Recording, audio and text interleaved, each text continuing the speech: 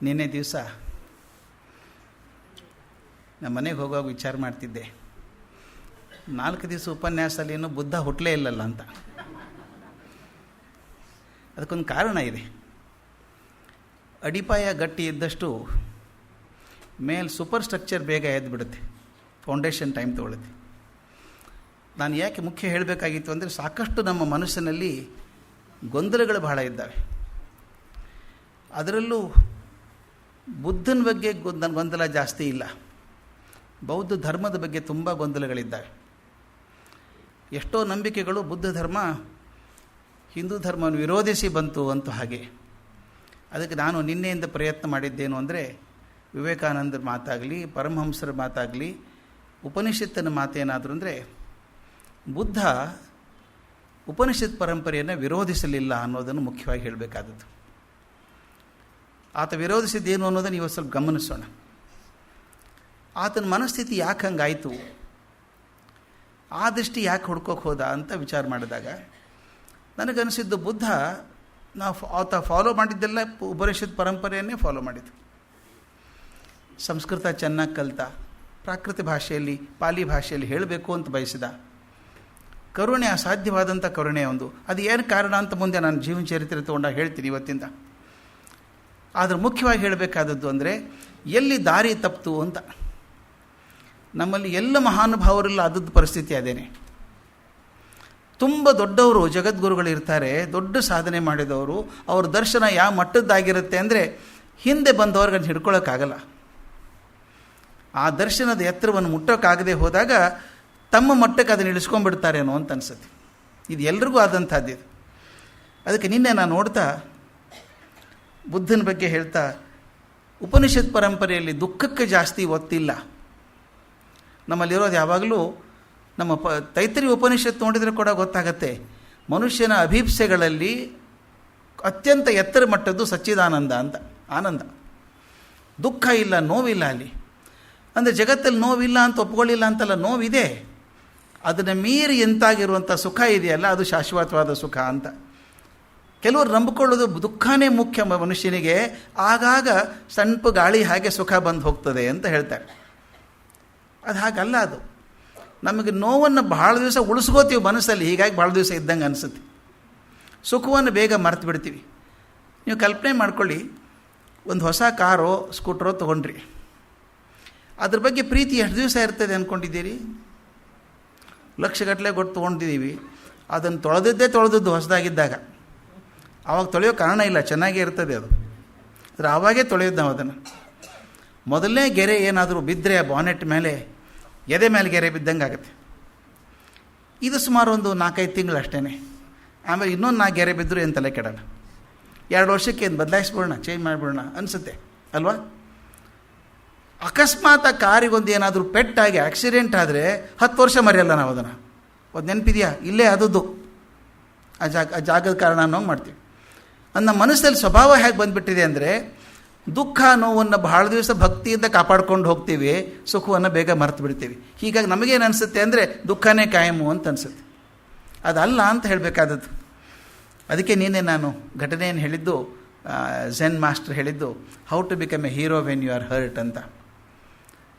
Hurt ಆದಾಗ ನಾವು zero ಆಗಬೇಕಾಗಿಲ್ಲ, ನಾವು ಹೀರೋ ಆಗ್ಬೋದು.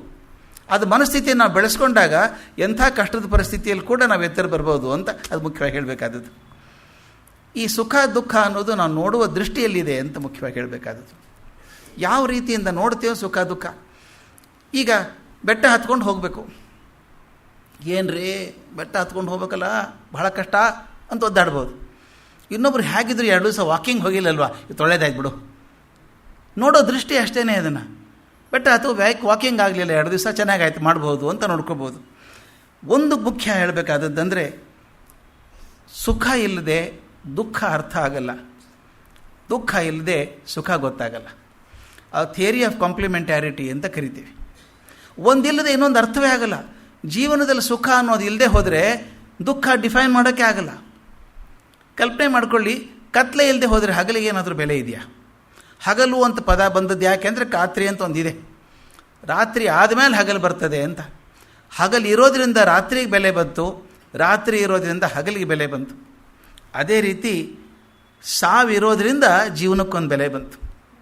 ಕಲ್ಪನೆ ಮಾಡ್ಕೊಳ್ಳಿ, ಯಾರೂ ಸಾಯೋದೇ ಇಲ್ಲ ಅಂದರೆ ಇಷ್ಟು ಸಾಕಾಗಿ ಹೋಗ್ತದೆ ಜೀವನ. ಎಂದು ಮುಗ್ದಿತ್ತೋ ಮಾರಾಯ, ಇದು ಮುಗಿಯೋದೇ ಇಲ್ಲಲ್ಲ, ನಾನ್ ಎಂಡಿಂಗ್ ಇದು. ಆದ್ದರಿಂದ ಸಾವು ಇರೋದ್ರಿಂದ ಬದುಕಿಗೊಂದು ಘನತೆ ಬಂತು, ಒಂದು ಭಯ ಬಂತು. ಯಾವಾಗ ಮುಗಿದು ಹೋಗ್ತದೆ ಗೊತ್ತಿಲ್ಲಪ್ಪ, ಇರೋಷ್ಟು ದಿವಸ ಚೆನ್ನಾಗಿ ಬದುಕ್ಬೋಣ.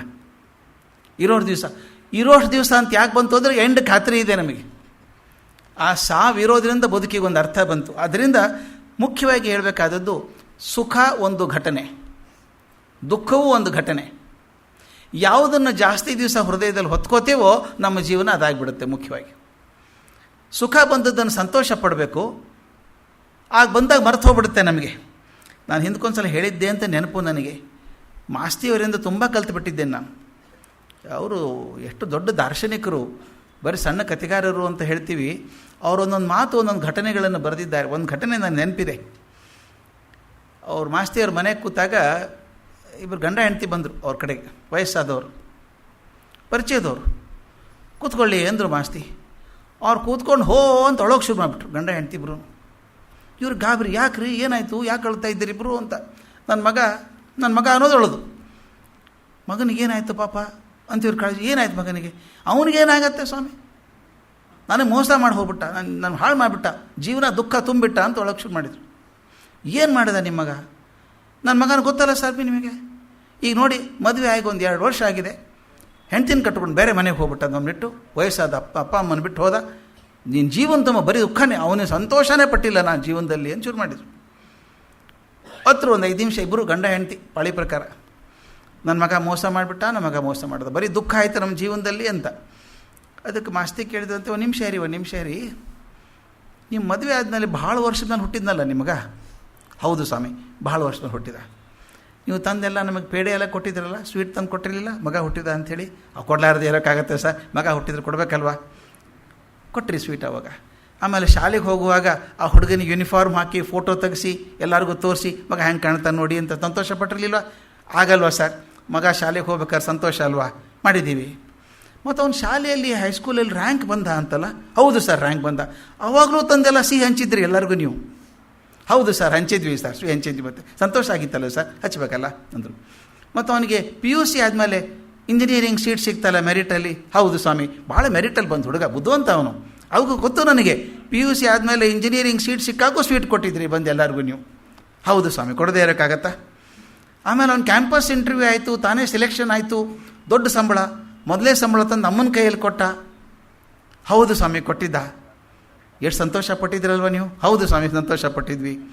ನೀವೇ ತಾನೇ ಮದುವೆ ಮಾಡಿದ್ದು ನನ್ನ ಮಗ ರಾಮ, ಅವನ ಹೆಂಡತಿ ಸೀತಾದೇವಿ ಅಂತ ಕರ್ಕೊಂಬಂದು ಮದುವೆ ಮಾಡಿದ್ದಲ್ಲ? 1000 ಜನ ಊಟಕ್ಕೆ ಬಂದಿದ್ದು, ನಾನು ಬಂದಿದ್ದೆ ಮದುವೆಗೆ, ಹೌದಲ್ಲ? ಹೌದು ಸರ್, ಒಬ್ಬನೇ ಮಗ, ಸಂತೋಷ ಅಲ್ವಾ ಸರ್? ಸಂಭ್ರಮ ಪಡಲಿಲ್ವಾ? ಅವ್ರು ಕೇಳಿದ ಮತ್ತೆ, ಇಲ್ರಿ ಸಂತೋಷನೇ ಕೊಡಲಿಲ್ಲ, ದುಃಖನೇ ಕೊಟ್ಟ ಅಂದ್ರಿ. ಇನ್ಸ್ಟಾಲ್ಮೆಂಟ್ ಮೇಲೆ ಕೊಟ್ಟಿದ್ದಾನೆ ಸಂತೋಷ ನಿಮಗೆ ಅವನು ಹುಟ್ಟಿದಾಗಿನಿಂದ. ಇನ್ನೂ ಏನು ಕೊಡಬೇಕು ಅವನು ನಿಮಗೆ? ಅಸಲೆಲ್ಲ ಮುಗಿದು ಹೋಗಿದೆ, ಕೊಟ್ಟರೆ ಬಡ್ಡಿ ಅಷ್ಟೇ. ಯಾಕೆ ಹೇಳ್ತೀನಿ ಅಂದಾಗ, ಇಷ್ಟು ಸಲ ಮಗ ಸಂತೋಷ ಕೊಟ್ಟ 25 ವರ್ಷ ಅಂತ ನೆನಪಿಲ್ಲ. ಅವನು ಹೆಂಡ್ತಿನ ಕರ್ಕೊಂಡು ಹೋದಮ್ಮ ಜೀವ ದುಃಖ ತುಂಬೋಯ್ತು ಅಂತಂತೀವಿ. ಇದು ಒಂದು ಘಟನೆನೇ. ಅವನು ರ್ಯಾಂಕ್ ಬಂದಾಗ ಏನು ಸಂತೋಷ ಬಂದಿತ್ತು ಅದು ಒಂದು ಘಟನೆ, ಅವನು ಮನೆ ಬಿಟ್ಟು ಹೋಗ್ತೀನಿ ಅಂದಾಗ ಒಂದು ಘಟನೆ. ಇದೆಲ್ಲವೂ ಘಟನೆಗಳು ತಾನೇ. ಅದನ್ನು ಯಾವುದನ್ನು ಜಾಸ್ತಿ ಹೊತ್ಕೋತೀವಿ ಅನ್ನೋದ್ರ ಮೇಲೆ ನಮ್ಮ ಜೀವನ ಇರ್ತದೆ. ಉಪನಿಷತ್ತುಗಳ ಮಾತು ದೊಡ್ಡ ಮಾತು, ನಮ್ಗೆ ಇಷ್ಟ ಆಗೋದದು. ಅವ್ರು ಹೇಳ್ತಾರೆ, ನೀನೊಬ್ಬ ಕೇವಲ ಪರಿಮಿತವಾದ ಒಬ್ಬ ವ್ಯಕ್ತಿ, ಸಮುದ್ರದಂತೆ ಇರುವಂಥ ಈ ಅಸ್ತಿತ್ವದಿಂದ ನಾ ಬೇರೆ ಆದವನು ಅಂತ ನೀವು ತಿಳ್ಕೊಂಡ ದಿವಸ ನೀವು ಬರೀ ದುಃಖ ದುಃಖ ದುಃಖ ಮಾತ್ರ ಸಿಗೋದು.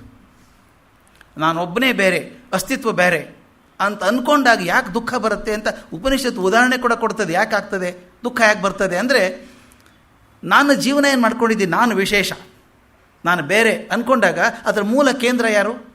ನಾನೇ. ಬರೀ ನನ್ನ ಬಗ್ಗೆನೇ ಚಿಂತೆ ನನಗೆ. ಯಾವಾಗ ಬರೀ ನನ್ನ ಬಗ್ಗೆನೇ ಚಿಂತೆ ಮಾಡ್ತೀನೋ ದುಃಖ ಕಟ್ಟಿಟ್ಟದ್ದೇ. ಯಾಕಂದರೆ ನಾನು ಪ್ರತಿಯೊಂದು ಏನು ಮಾಡ್ತೀನಿ, ನನಗೇನು ಸಿಕ್ತು, ನನಗೇನು ಲಾಭ ಆಯಿತು, ನನಗೆ ಸಂತೋಷ ಆಯಿತಾ, ನನಗೆ ದುಃಖ ಆಯಿತಾ ಅಂತ ಮೂಲ ಕೇಂದ್ರ ಆಗಿಬಿಡ್ತದೆ. ಆದರೆ ನಾನು ಅಸ್ತಿತ್ವದಲ್ಲಿ ನಾನು ಒಬ್ಬ ಅಂದಾಗ, ಸಮುದ್ರದಂಥ ದೊಡ್ಡ ಅಸ್ತಿತ್ವ ನಾನು ಒಬ್ಬ ಅಂದಾಗ ನಿನ್ನ ದುಃಖ ಕರೆಗೆ ಹೋಗ್ಬಿಡ್ತದೆ.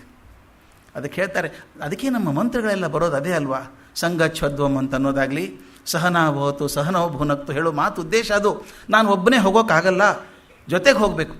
ಜೊತೆಗೆ ಹೋದಾಗ ಸಹಾನುಭೂತಿ ಹೇಗೆ ಸಿಗ್ತದೆ ಒಬ್ಬರಿಂದ ಒಬ್ಬರಿಗೆ ಅಂತಂದರೆ, ಅವ್ರನ್ನ ನೋಡಿ ಅಯ್ಯೋ ನನ್ನ ತೊಂದರೆ ಏನೂ ಅಲ್ಲ ಬಿಡ್ರಿ, ಪಾಪ ಅವ್ರು ನೋಡ್ರಿ ಇಷ್ಟು ತೊಂದರೆ ಇದೆ ಅವರಿಗೆ ಅಂತ ಹೇಳಿ ನನ್ನ ಮನಸ್ಸಿಗೆ ಹಾಯ್ ಅನಿಸುತ್ತೆ. ಅದನ್ನು ಉಪನಿಷತ್ ಹೇಳೋ ಮಾತು ಅದು. ಎಲ್ಲಿವರೆಗೂ ನಾನು ಒಬ್ಬನೇ ಅಸ್ತಿತ್ವದಿಂದ ಬೇರೆ ಅಂತ ತಿಳ್ಕೊತೀಯೋ ದುಃಖ ಮಾತ್ರ ಕಟ್ಟಿಟ್ಟದ್ದು.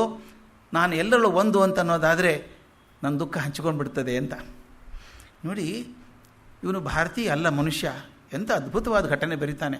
ನಾರ್ಮನ್ ವಿನ್ಸೆಂಟ್ ಪೀಲ್ ಅಂತ ತಾವು ಓದಿರ್ಬೇಕು ಪುಸ್ತಕ, ಒಂದು the power of positive thinking ಅಂತ. ಕೋಟ್ಯಾಂತರಗಟ್ಟಲೆ ಕಾಪಿ ಖರ್ಚಾದಂಥ ಪುಸ್ತಕ ಅದು. ಅದರಲ್ಲೊಂದು ಸಣ್ಣ ಘಟನೆ ಬರುತ್ತೆ, ನನಗಂತೂ ಭಾಳ ಕೂತ್ಕೊಂಡ್ಬಿಟ್ಟಿದೆ ತಲೆಗೆ. ಈ ನಾರ್ಮಲ್ ವಿನ್ಸೆಂಟ್ ಪೀಲ್ ಅನ್ನೋನು ಪಾದ್ರಿ, ಚರ್ಚಲ್ಲಿ ಪಾದ್ರಿ, ವಯಸ್ಸಾಗಿದೆ. ಅವನಿಗೆ ಹಡಗಿನಲ್ಲಿ ಹೋದರೆ ಆಗಲ್ಲ. ಹಡಗಿನಲ್ಲಿ ಹೋದರೆ ಈ ಕೆಲವು ಸಿಕ್ನೆಸ್ ಅಂತ ಬರುತ್ತದೆ. ಸ್ವಲ್ಪ ಸಮುದ್ರೊಳಗೆ ಹೋದ ತಕ್ಷಣ ವಾಂತಿ ಆಗೋಕ್ಕೆ ಶುರು ಆಗುತ್ತೆ, ಸಂಕಟ ಆಗುತ್ತೆ, ತಡ್ಕೊಳ್ಳೋಕ್ಕಾಗಲ್ಲ. ಇವನಿಗೆ ಆ ಪ್ರಾಬ್ಲಮ್ ಇತ್ತು. ಒಂದು ಸಲ ಎಲ್ಲೋ ಹೋಗಬೇಕಾಗಿದೆ, ಹಡಗೆಲ್ಲ ಇದು ವಿಮಾನ ಕ್ಯಾನ್ಸಲ್ ಆಗಿಬಿಡ್ತು, ಬೇರೆ ಗತಿ ಇಲ್ಲ, ಹಡಗಿಗೆ ಹೋಗ್ಬೇಕು. ಹಡಗಿನಲ್ಲಿ ನಿಮಗೆ ಗೊತ್ತಿದೆ, ಹೀಗಿದ್ದಾಗ ಕೆಳಗಿನ ಜಾಗ ಇರ್ತಾವಲ್ಲ ಅದಕ್ಕೆ ಸ್ವಲ್ಪ ಬೆಲೆ ಜಾಸ್ತಿ, ಯಾಕಂದರೆ ಅದು ಹೊಯ್ದಾಟ ಕಮ್ಮಿ ಇರುತ್ತೆ. ಮೇಲೆ ಹೋದಂಗೆ ಹೊಯ್ದಾಟ ಜಾಸ್ತಿ ಆಗುತ್ತೆ. ಅದಕ್ಕೆ ಇವನೇನು ಮಾಡಿದೆ, ಹೆಚ್ಚಿನ ದುಡ್ಡು ಕೊಟ್ಟು ಆ ಕೆಳಗಿನ ಕ್ಯಾಬಿನ್ ತೊಗೊಂಡ. ಅವನಿಗೆ ವಾಂತಿ ಬರ್ತಿತ್ತಲ್ಲ, ಅದಕ್ಕೇನು ಮಾಡಿದ, ಸ್ಮೆಲ್ಲಿಂಗ್ ಸಾಲ್ಟ್ ಅಂತ ಬರ್ತದೆ, ಆ ಸ್ಮೆಲ್ಲಿಂಗ್ ಸಾಲ್ಟು, ಲಿಂಬೆಹಣ್ಣು ಏನೇ ಇಟ್ಕೊಂಡು ಕೂತಿದ್ದಾನೆ, ಮಾತ್ರೆ ತೊಗೊಂಡಿದ್ದಾನೆ. ನಮ್ಮ ಕಡೆಯೆಲ್ಲ ವಿಚಿತ್ರ ಇರ್ತದೆ, ಹುಬ್ಳಿ ಧಾರವಾಡ ಕಡೆ ಬಸ್ಸಿನ ಗುಳಿಗೆ ಅಂತಾರೆ, ಕೇಳಿದ್ದೀರಲ್ಲ ಗೊತ್ತಿಲ್ಲ ನಿಮಗೆ. ಕೆಲವು ಬಸ್ಸಿಗೆ ಹೋಗೋವರಿಗೆ ವಾಂತಿ ಬಂದಂಗೆ ಆಗ್ತದೆ. ವಿಚಿತ್ರ ಅಂದರೆ ಡೀಸೆಲ್ ಬಸ್ಸಲ್ಲೂ ಪೆಟ್ರೋಲ್ ವಾಸನೆ ಬರ್ತದೆ ಅವರಿಗೆ, ಪೆಟ್ರೋಲ್ ವಾಸನೆ ಅಂತ. ಅದು ಡೀಸೆಲ್ ಕಾರ್ ಅದು. ಅಂದರೆ ಒಟ್ಟು ಅದು ಪ್ರವಾಸಕ್ಕೆ ಹೊಂಟಾಗ ವಾಂತಿ ಬರ್ತದೆ ಅಂತ. ಆ ಗುಳಿಗೆ ತೊಗೊಳ್ಳೋದು ಆ್ಯಂಟಿಎಮೆಟಿಕ್ ಅಂತ, ಅದು ಸೈನ್ಸ್ ಪ್ರಕಾರ ಹೇಳುವಂಥದ್ದು, ವಾಂತಿ ಬರಲಾರ್ದಂಗೆ ತೊಗೋಬೇಕು ಅಂತ. ಅದಕ್ಕೆ ಅವ್ರು ಬಸ್ಸಿನ ಗುಳಿಗೆ ಅಂತ ಹೆಸರಿಟ್ಟಿದ್ದಾರೆ. ಹಂಗೆ ಅವನು ಹಡಗಿನ ಗುಳಿಗೆ ತೊಗೊಂಡು ಕೂತಿದ್ದ, ವಾಂತಿ ಬರಬಾರ್ದು ಅಂತ. ಅವನು ಯಾರ ಹತ್ರ ಮಾತಾಡೋ ಮನಸ್ಸಿಲ್ಲ, ತಲೆ ದಿಮ್ ಅಂತ ಇದೆ. ಇವನು ದುರ್ದೈವ ಏನಾಯಿತು ಅಂದರೆ, ಹಡಗು ಹೊಂಟು ಒಂದು ಅರ್ಧ ಗಂಟೆಗೆ ಬಿರುಗಾಳಿ ಬೀಸೋಕ್ಕೆ ಶುರು ಆಯಿತು. ಬಿರುಗಾಳಿ ಬೀಸೋಕ್ಕೆ ಶುರು ಆದಾಗ ಇದು ಒಂಥರ ಕಾರ್ಕಿನ ಥರ ಹೊಯ್ದಾಡೋಕ್ಕೆ ಶುರು ಆಯಿತು ಹಡಗು. ಇವನು ಗಾಬರಿ ಆಗಿಬಿಟ್ಟ, ಕೂತಿದ್ದಾನೆ. ಜಪ ಮಾಡ್ತಿದ್ನೋ ಗಾಬರಿ ಆಗಿದ್ನೋ ಗೊತ್ತಿಲ್ಲ. ನಮ್ಗೆ ಗಾಬರಿ ಆದಾಗಲೇ ಜಪ ಬರೋದು. ಅಷ್ಟೊತ್ತಿಗೆ ಅವನೊಬ್ಬ ಹುಡುಗ ಬಂದ, ತರುಣ, ಒಂದು ಬಾಗಿಲು ತೆಗೆದ. Father what are you doing ಅಂದ. ಏನು ಮಾಡ್ತಿದ್ದೀರಿ ಇಲ್ಲಿ ಅಂದ. ಇವನು ಯಾರ ಹತ್ರ ಮಾತಾಡೋ ಮನಸ್ಸಿಲ್ಲ ಇವನಿಗೆ. ನಾನು ಪ್ರಾರ್ಥನೆ ಮಾಡ್ತಿದ್ದೀನಿ ಅಂದ. ಫಾದರ್ ಇಲ್ಲೇನು ಪ್ರಾರ್ಥನೆ ಮಾಡ್ತೀರಿ, ಹೋಗೋಣ ಬನ್ನಿ ಮೇಲೆ ಅಂದ. ಇಲ್ಲೇ ಸಾಕಾಗಿ ಹೋಗಿದೆ ಇವನಿಗೆ. ಇನ್ನು ಡೆಕ್ ಮೇಲೆ ಹೋದ್ರು ಅಂತ ಎದೆ ಹೊಡೆದು ಹೋಗುತ್ತೆ. ಆ ಹುಡುಗ ಬಿಡ್ತಾ ಇಲ್ಲ, ಬನ್ನಿ ಬನ್ನಿ ಅಂತ ಕೈ ಹಿಡಿದು ಕರ್ಕೊಂಡು ಹೋದ, ಎಳ್ಕೊಂಡು ಹೋದ. ಮೆಟ್ಲು ಹತ್ಕೊಂಡು ಮೇಲೆ ಹೋದರು, ಡೆಕ್ ಮೇಲೆ ಹೋದರು. ಅದು ನೀವು ಅನುಭವ ಮಾಡಿದರೆ ಗೊತ್ತಿರುತ್ತೆ ಡೆಕ್ ಮೇಲಿದ್ದರೆ ಹೆಂಗಿರುತ್ತೆ ಅಂತ. ಸಮುದ್ರ ಶಾಂತವಾಗಿದ್ದಾಗಲೇ ತೆರೆ ಹೆದರಿಕೆ ಬರೋಂಗಿರ್ತವೆ. ಇವನು ಬಿರುಗಾಳಿ ಬಿಟ್ಟರಂತೂ ಎಂತಿಂಥ ತೆರೆ, ಅದು ದೊಡ್ಡ ತೆರೆ ಬರ್ತದೆ. ಇವನ ಮೇಲೆ ಹೋದ, ಎದೆ ಹೊಡೆದೋಯ್ತು. ಆಯಿತು, ನಮ್ಮ ಹಡಗು ಮುಳುಗೋಯ್ತು ಅಂದ. ಒಂದು ಬಂತು ದೊಡ್ಡ ತೆರೆ, ಅದು ಬೆಟ್ಟದ ಆಕಾರದ ತೆರೆ, ಹಡಗಿನಕ್ಕಿಂತ ಎತ್ತರ. ಅಯ್ಯೋ ನಾನು ಹಡಗು ಮುಳುಗ್ತು ಅಂದ. ಅದು ಬಂದು ರಪ್ಪ ಅಂತ ಹೊಡೆದಾಗ ಆ ದಂಡೆ ಹೊಡೆದಾಗ ನೀರಿನ ತೊರೆ ಹಾರು ಬಂದು ಇವ್ರ ಮುಖದ ಮೇಲೆಲ್ಲ ಸಿಡಿದು ತುಟಿಗೆಲ್ಲ ಉಪ್ಪಿನ ರುಚಿ ಗೊತ್ತಾಯಿತು. ಹಡಗು ಮುಳುಗಲಿಲ್ಲ, ಅದ್ರ ಮೇಲೆ ಹೋಗ್ಬಿಡ್ತೀಗೆ. ಮತ್ತೊಂದು ಹಡಗು ತೆರೆ ಬಂತು, ಮತ್ತೊಂದು ತೆರೆ ಬಂತು. ಒಂದು 15-20 ತೆರೆ ನೋಡಿದ ಮೇಲೆ ಅವನಿಗೆ ಇದು ಮುಳುಗಲ್ಲ ಅಂತ ಗೊತ್ತಾಯ್ತು. ತೆರೆ ಎಷ್ಟೇ ದೊಡ್ಡದು ಬಂದರೂ ಅದ್ರ ಮೇಲೆ ಹೋಗುತ್ತೆ ಹಡಗಿದು ಅಂತ ಅನಿಸ್ತು. ಅವನು ಹೇಳ್ತಾನೆ, ಅವನ ಭಾಷೆ ಇದು, I was lost in amazement at the nature's fury. ಈ ನಿಸರ್ಗದ ಅದ್ಭುತ ರಮ್ಯ ರುದ್ರ ಅದ ಇಲ್ಲ, ಅದು ನನಗೆ ಬೆರಗು ಮಾಡಿಬಿಡ್ತು. ನಾನು ಆಶ್ಚರ್ಯಪಟ್ಟುಬಿಟ್ಟೆ, ಏನಪ್ಪ ನಿಸರ್ಗ ಶಕ್ತಿ ಇದು ಅಂತ ಆಶ್ಚರ್ಯಪಟ್ಟೆ. ಆಗೊಂದು ಮನಸ್ಸಿಗೆ ವಿಚಾರ ಬಂತು, ಇಂಥ ದೊಡ್ಡ ಹಡಗು, ಇಷ್ಟು ವಾತಾವರಣ ಕೆಟ್ಟು ಹೋಗಿದೆ, ಆ ಕ್ಯಾಪ್ಟನಿಗೆ ಹೆದರಿಕೆ ಆಗ್ತಿರ್ಬೇಕಲ್ಲ. ಆ ಕ್ಯಾಪ್ಟನ್ ರೂಮ್ ಎಲ್ಲಿದೆ ಅಂತ ಹುಡುಗನ ಕೇಳ್ದ. Father, you want to see the captain's deck, I'll show you. ಕರ್ಕೊಂಡು ಹೋಗ್ತೀನಿ ಬಾ ನೀನು. ಕೈ ಹಿಡಿದು ಕರ್ಕೊಂಡು ರೈಲಿಂಗ್ ಹಿಡ್ಕೊಂಡು ಹಿಂಗೆ ಹೋಗ್ತು, ಹೊಯ್ದಾಡ್ತಾ ಇತ್ತಲ್ಲ ಮೇಲೆ, ಹಿಡ್ಕೊಂಡು ಹೋದರು. ಆ ಮಧ್ಯ ಭಾಗದಲ್ಲೂ ಒಂದು ಕ್ಯಾಪ್ಟನ್ ಕ್ಯಾಬಿನ್ ಇರ್ತದೆ, ಅಲ್ಲಿ ಕರ್ಕೊಂಡು ಹೋದ. ನೋಡ್ತಾನೆ ಕಾಜಿನ ಕಿಂಡಿಯಲ್ಲಿ ಹುಡುಗ, ಅವನು ಭಾಳ ಸೀನಿಯರ್ ಅಲ್ಲ, 32-33 ವರ್ಷ ಹುಡುಗ, ಆರಾಮಾಗಿ ಶಲ್ಯ ಹೊಡ್ಕೊಂಡು ಓಡಿಸ್ತಾ ಇದ್ದಾನೆ. ಅವನ ಚೂರು ಹೆದರಿಕೆ ಇಲ್ಲ. ಅವನು ಹೇಳ್ತಾನೆ, so far I was lost in amazement at the nature's fury. ನಾನು ನಿಸರ್ಗದ ರೌದ್ರತೆಗೆ ನಾನು ಬೆರಗಾಗಿಬಿಟ್ಟಿದ್ದೆ, ಈಗ ಇನ್ನೊಂದು ಬೆರಗಾಯ್ತು ನನಗೆ, at the confidence of a puny character called human being. ಇಷ್ಟು ಹುಡುಗ ಇದ್ದಾನೆ, ಈ ಹಡಗ ತೊಗೊಂಡು ಹೋಗ್ತಾನಲ್ಲಪ್ಪ, ಅವನ ಧೈರ್ಯ ಎಂಥದ್ದು ಅಂತ ಅದ್ಭುತಕ್ಕೆ ಬೆರಗಾಗ್ಬಿಟ್ಟೆ ನಾನು. ಈ ಎರಡು ಬೆರಗಿನಲ್ಲಿದ್ದೆ ನಾನು. ಒಂದು ನಿಸರ್ಗದ ರುದ್ರ ವೈಭವಕ್ಕೆ ಬೆರಗಾಗಿದ್ದೆ, ಇನ್ನೊಂದು ಮನುಷ್ಯನ ಆತ್ಮವಿಶ್ವಾಸಕ್ಕೆ ಬೆರಗಾಗಿದ್ದೆ. ಅವನು ಹೇಳ್ತಾನೆ, when I was remembering these two wonders I had forgotten my seasickness. ಇದು ಮಾಡುವಾಗ ನನ್ನ ಸಮುದ್ರದಲ್ಲಿ ವಾಂತಿ ಬರ್ತದೆ ಅನ್ನೋದು ಮರೆತು ಹೋಗ್ಬಿಟ್ಟಿತ್ತು. ಕೆಳಗಿದ್ದಾಗೆ ಒದ್ದಾಡ್ತಿದ್ದ ಅವನು. ಅಂಥದ್ದು ಮೇಲೆ ಬಂದಾಗ ದಿಕ್ಕು ತಪ್ಪಬೇಕು ಅವನಿಗೆ. ಅದು ಹೇಳ್ತಾನೆ, ಯಾವಾಗ ನಾನು ಸಮುದ್ರ ನೋಡ್ತಿದ್ದೆ, ಆ ಮನುಷ್ಯ ನೋಡ್ತಿದ್ದಾಗ ನನ್ನ ಕಷ್ಟ ಮರೆಯಾಯಿತು. ಕೊನೆಗೊಂದು ಸೆಂಟೆನ್ಸ್ ಬರೀತಾನೆ, ಎಕ್ಸಾಕ್ಟ್ಲಿ ಉಪನಿಷತ್ತಿನ ಮಾತೇ ಅದು. ಅವನು ಹೇಳ್ತಾನೆ, as long as you think of yourself you will be bundle of misery. ಬರೀ ನನ್ನ ಬಗ್ಗೆನೇ ವಿಚಾರ ಮಾಡ್ತಿದ್ರೆ ನೀವೊಂದು ಕಷ್ಟದ ಮೂಟೆ ಹಾಕಿ ಕೂತ್ಕೊಂಡ್ಬಿಡ್ತೀಯ. But when you are lost in amazement at others problems and challenges, you find your problems are nothing. ಮತ್ತೊಂದು ಜಗತ್ತನ್ನು ನೋಡ್ತಾ ಇದ್ದಾಗ ನಿನ್ನ ಕಷ್ಟಗಳು ಕರಗಿ ಹೋಗ್ತವೆ. ಅಟ್ಲೀಸ್ಟ್ ನನ್ನ ಕಷ್ಟ ಕರಗಬೇಕಂತಾದ್ರೆ ಜಗತ್ತಲ್ಲಿ ನೋಡಪ್ಪ ನೀನು ಅಂತ. ಇದು ಮುಖ್ಯ ನನಗೆ. ಉಪನಿಷತ್ ಹೇಳುವಂಥ ಮಾತದು, ಎಲ್ಲಿವರೆಗೂ ನೀನು ಒಬ್ಬನೇ ಆಗಿರ್ತೀಯೋ, ನೀನು ದುಃಖನೇ ಕಟ್ಟಿಟ್ಟದ್ದು. ನಾನು ಅಸ್ತಿತ್ವದಲ್ಲಿ ನಾನು ಒಬ್ಬ ಅಂದಾಗ ಭಾರ ಆಗೋಲ್ಲ. ಕಲ್ಪನೆ ಮಾಡ್ಕೊಳ್ಳಿ, ಪ್ರವಾಸಕ್ಕೆ ಹೋಗ್ತಾ ಇರ್ತೀರಿ. ನೀವು ಒಬ್ಬರೇ ಕಾರಲ್ಲಿ ಹೋಗ್ತಾ ಇದ್ದರೆ ಪ್ರವಾಸ ಹೆದರಿಕೆ ಬರುತ್ತೆ. ನೀವು ಹಿಮ ಬಿದ್ದಿದೆ, ಜಾರ್ತದೆ, ರೋಡ್ ಒಂದು ಹಾಗೆ ಬರ್ತದೆ. ಆದರೆ ನಿಮ್ಮ ಜೊತೆಗೆ ಒಂದು 50 ಜನ ಬಸ್ಸಲ್ಲಿದ್ದರೆ ಒಬ್ರಿಗೊಬ್ರು ಧೈರ್ಯ ಕೊಡಿ, ಏನಾಗಲ್ಲ ಇರ್ರಿ, ಹೋಸಲ ಬಂದಿದ್ದು ಏನೂ ಆಗಿಲ್ಲ, ಹೆಂಗೆ ಇತ್ತು ಅಂತ ಯಾರು ಹೇಳ್ತಾರೊಬ್ರು, ಧೈರ್ಯ ಬರ್ತದೆ. ಅದಕ್ಕೆ ಬುದ್ಧ ಮನುಷ್ಯನನ್ನು ಅಜ್ಞಾನ, ಆಸೆಗಳು, ಭ್ರಮೆ, ದುಃಖ ಇವುಗಳೇ ಪಕ್ಕಾಗಿ ಅವ್ರನ್ನ ಕಂಡಿದ್ದರಿಂದ ಅವನ ಮನುಷ್ಯನ ಒಬ್ಬ ಪರಿಮಿತ ವ್ಯಕ್ತಿ ಅಂತ ಗಮನಿಸಿದ. ವ್ಯಕ್ತಿಗಿರುವಂಥ ನೋವು ಅವನು ತಟ್ಟಿತು. ಅವ್ರ ದುಃಖಕ್ಕೆ ಏನಾದರೂ ಹುಡುಕಬೇಕಲ್ಲ ಅಂತ ಹೋದ. ಅವನವರನ್ನು ಸಮಗ್ರದಲ್ಲಿ ಒಬ್ಬರು ಅಂತ ಗಮನಿಸಿದರೆ ಏನಾಗ್ತಿರಲಿಲ್ಲ. ಪ್ರತಿಯೊಬ್ಬ ಮನುಷ್ಯ ಒಬ್ಬಂಟಿಗ ಅವನ ದುಃಖಕ್ಕೆ ಏನಾದರೂ ಮಾಡಬೇಕಲ್ಲ ಅಂತ ಹೋದ. ಆ ಮನುಷ್ಯನಿಗೆ ಕೊಡಬೇಕಾದಂಥ ಜ್ಞಾನ, ಅವನ ಅಪಾರವಾದ ಪ್ರೀತಿ, ಕರುಣೆ. ಬುದ್ಧ ನೆನೆಸಬೇಕಾದದ್ದು ಆ ಕರುಣೆಗೋಸ್ಕರ, ಅನುಕಂಪೆಗೋಸ್ಕರ, ಆ ಪ್ರೀತಿಗೋಸ್ಕರ ನೆನೆಸ್ಬೇಕು ನಾವು ಕೊನೆವರೆಗೂ. ಆ ಪ್ರೀತಿಗೋಸ್ಕರ ಏನಾದರೂ ಮಾಡಬೇಕಲ್ಲ ಅಂತ ಹೋದ. ಅದಕ್ಕೆ ಬಹಳ ಚಂದ ವಿವೇಕಾನಂದ ಹೇಳ್ತಾರೆ, ಬುದ್ಧನ ಒತ್ತು ಇದ್ದದ್ದೆಲ್ಲ ಮನಃಶಾಸ್ತ್ರದ ಮೇಲೆ, ನೈತಿಕತೆ ಮೇಲೆ, ಅದರ ಆಧ್ಯಾತ್ಮಿಕ ವಿಜ್ಞಾನದಲ್ಲ. ದೇಹದ ಬಗ್ಗೆ, ದೇಹಕ್ಕಾಗುವಂಥ ತೊಂದರೆಗಳ ಬಗ್ಗೆ, ಮನಸ್ಸಿನ ಬಗ್ಗೆ ಮಾತಾಡಿದ. ಆದರೆ ನಮ್ಮ ಭಾರತೀಯ ಪ್ರಜ್ಞೆ ಇರೋದು ದೇಹ ಮನಸ್ಸುಗಳನ್ನು ದಾಟಿ ಇಂದ್ರಿಯಾತೀತವಾದಂಥ ಶಕ್ತಿ ಕಡೆ ಮನಸ್ಸು ಹೋಗ್ಬೇಕು ನಮ್ಮದು. ಇದು ದಾಟಿದ್ದೊಂದು ಇದೆ ಅಂತ ಕಳ್ಕೊಳ್ಳುವಂಥ ಮನಸ್ಸು ಭಾರತೀಯ ಮನಸ್ಸು. ಅದನ್ನು ಮಾಡಲಿಲ್ಲ. ಯಾಕೆ ಹಂಗಾಯಿತು ಅಂತ ಒಬ್ಬ ಬರೀತಾರೆ. 29 ವರ್ಷ ಸಂತೋಷದಲ್ಲಿದ್ದನಲ್ಲ ಬುದ್ಧ, ತುಂಬ ಸಂತೋಷದಲ್ಲಿದ್ದ. ದುಃಖ ನೋಡೋ ಅವಕಾಶ ಇರಲಿಲ್ಲ ಅವನಿಗೆ. ಯಾವತ್ತೂ ಒಮ್ಮೆ ದುಃಖ ನೋಡಿದಾಗ ಶಾಕ್ ಆಗಿಬಿಡ್ತದೆ. ಕಲ್ಪನೆ ಮಾಡ್ಕೊಳ್ಳಿ, ಏನೋ ಒಂದು ವಸ್ತು ನಿಮಗೆ ಎಂದೂ ಕಾಣಲಾರದ ವಸ್ತು ಕಣ್ಣಿಗೆ ಬಂದರೆ ಬೆರಗೆ ಆಗಿಬಿಡಲ್ವ? ಆದರೆ ಅಲ್ಲೇ ಇದ್ದ ಜನಕ್ಕೆ ಅದು ಬೆರಗೆ ಅಲ್ಲೇ ಅಲ್ಲ, ಅದು ದಿನ ನೋಡ್ತಾರೆ ಅವರು. ನಾನು ಒಂದು ಸಲ ವಾರಣಾಸಿಯಿಂದ ಬೆಂಗಳೂರಿಗೆ ಬರ್ತಾಯಿದ್ದೆ.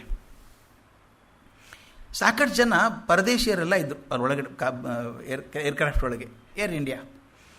ಸಾಕಷ್ಟು ಜನ ಫ್ರೀ ಪ್ಯಾಸೆಂಜರ್ಸು ಇರ್ತಿದ್ರು ಅದರೊಳಗೆ ಅನಿಸುತ್ತೆ, ಪ್ಲೇನಲ್ಲಿ. ಜಪಾನಿ ಇಷ್ಟು ಜನ ಕೂತಿದ್ದಾರೆ. ಫ್ರೀ ಪ್ಯಾಸೆಂಜರ್ ಯಾರು ಅಂತ ಹೇಳ್ತೀನಿ ಆಮೇಲೆ. ಆ ಹುಡುಗಿ ಕೂತಿದ್ಲಲ್ಲಿ, 9-10 ವರ್ಷ ಹುಡುಗಿ, ಓ ಅಂತ ಕಿರ್ಚ್ಕೊಂಡ್ಬಿಟ್ಲು. ಎಲ್ಲರೂ ಗಾಬರಿ, ಏನು what happen? Oh there is a mosquito ಅಂತಾಳೆ. ನಮಗೆ ವಿಚಿತ್ರ, ಅಯ್ಯೋ ಮಾಸ್ಕಿಟೋ ಅಂತ ಯಾಕೆ ಹಾರಾಡ್ತಾಳಿಕೆ? ನಮ್ಮ ಹುಡುಗರು ಕೇಳಿ ನೋಡಿ, ಪಟ್ ಅಂತ ಹೊಡಿತಾರೆ, ಹಿಂಗೆ ಕೈ ಹೊಡಿತಾರೆ ಅದನ್ನು. ಅವ್ರು ಹೆದರೋದಲ್ಲ, ಮಾಸ್ಕಿಟೋ ಹೆದರು ಓಡೋಬೇಕು ಇವರಿಗೆ. ಹುಡ್ಕಾಡಿ ಬೇಟೆ ಆಡ್ತಾರೆ ನಮ್ಮವ್ರು, ಇಲ್ವಾ? ಆ ಹುಡುಗಿಗೆ ಯಾಕೆ ಶಾಕ್ ಆಯಿತು? ನೋಡಿಲ್ಲ ಆಕೆ ಅಂಥದ್ದು, ಗೊತ್ತಾಯ್ತಲ್ಲ. ಆಕೆ ಹಿಂಗೆ ವಿಮಾನದಲ್ಲೂ ಸೊಳ್ಳೆ ಓಡಾಡ್ತದೆ ಅಂದರೆ ಕಲ್ಪನೆ ಮಾಡೋಕ್ಕೆ ಸಾಧ್ಯ ಇಲ್ಲ. ಅವರೆಲ್ಲ ಸ್ಟೆರಿಲೈಸ್ಡ್ ಎನ್ವೈರ್ಮೆಂಟಲ್ಲಿ ಇದ್ದವರು. ಹಂಗಿದ್ದದ್ರಿಂದ ಮಾಸ್ಕಿಟೋ ಶಾಕ್ ಆಯ್ತು ಆಕೆಗೆ. ನಮ್ಮಲ್ಲಿ ಇದ್ದರೆ ಶಾಕ್ ಆಗ್ತಿರಲಿಲ್ಲ. ಬುದ್ಧನಿಗೆ ಆದದ್ದು ಅದು. ಆ ದುಃಖ ವಯಸ್ಸಾದದ್ದು. ಅವ್ನು ನೋಡ್ದ, ಅವನ ಜೊತೆಗಿದ್ದಂಥ ಮನುಷ್ಯ ಇದ್ದ, ಮುಂದೆ ಬರ್ತದೆ ಚಂದಕ ಅಂತ ರಥ ಸಾರಥಿ. ಅವನು ಮನೆಗೆ ಹೋದ. ಅವರಪ್ಪ ಭದ್ರ, ಆರೋಗ್ಯ ಇಲ್ಲ, 16 ವರ್ಷದಿಂದ ಹಾಸಿಗೆ ಮಲ್ಕೊಂಡ್ಬಿಟ್ಟಿದ್ದಾನೆ. ಹಿಂಗ್ಯಾಕಾಗಿದೆ ನಿಮ್ಮಪ್ಪ ಅಂತ ಕೇಳ್ದ. ವಯಸ್ಸಾದ್ಮೇಲೆ ಹಿಂಗೆ ಆಗೋದಪ್ಪ ಅಂದ. ವಯಸ್ಸು ನಮ್ಮಪ್ಪಗಾಗಿಲ್ಲಲ್ಲ, ಮತ್ತೆ ನಮ್ಮಪ್ಪ ಚೆನ್ನಾಗಿದ್ದಾನೆ. ನಿಮ್ಮಪ್ಪ ಸಣ್ಣವನಪ್ಪ, ಇನ್ನು ಅವನಿಗೂ ವಯಸ್ಸಲ್ಲಿ ಹಿಂಗೆ ಆಗ್ತದೆ, ನಮ್ಮಪ್ಪನ ಹಿಂಗೆ ಆಗ್ತಾನ, ಅವನೇ ನೀನು ಹಾಗೆ ಆಗ್ತೀಯಾ ಅಂದವನು. ಇವನಿಗೆ ಹೆದೆ ಹೊಡೆದೋಯ್ತು.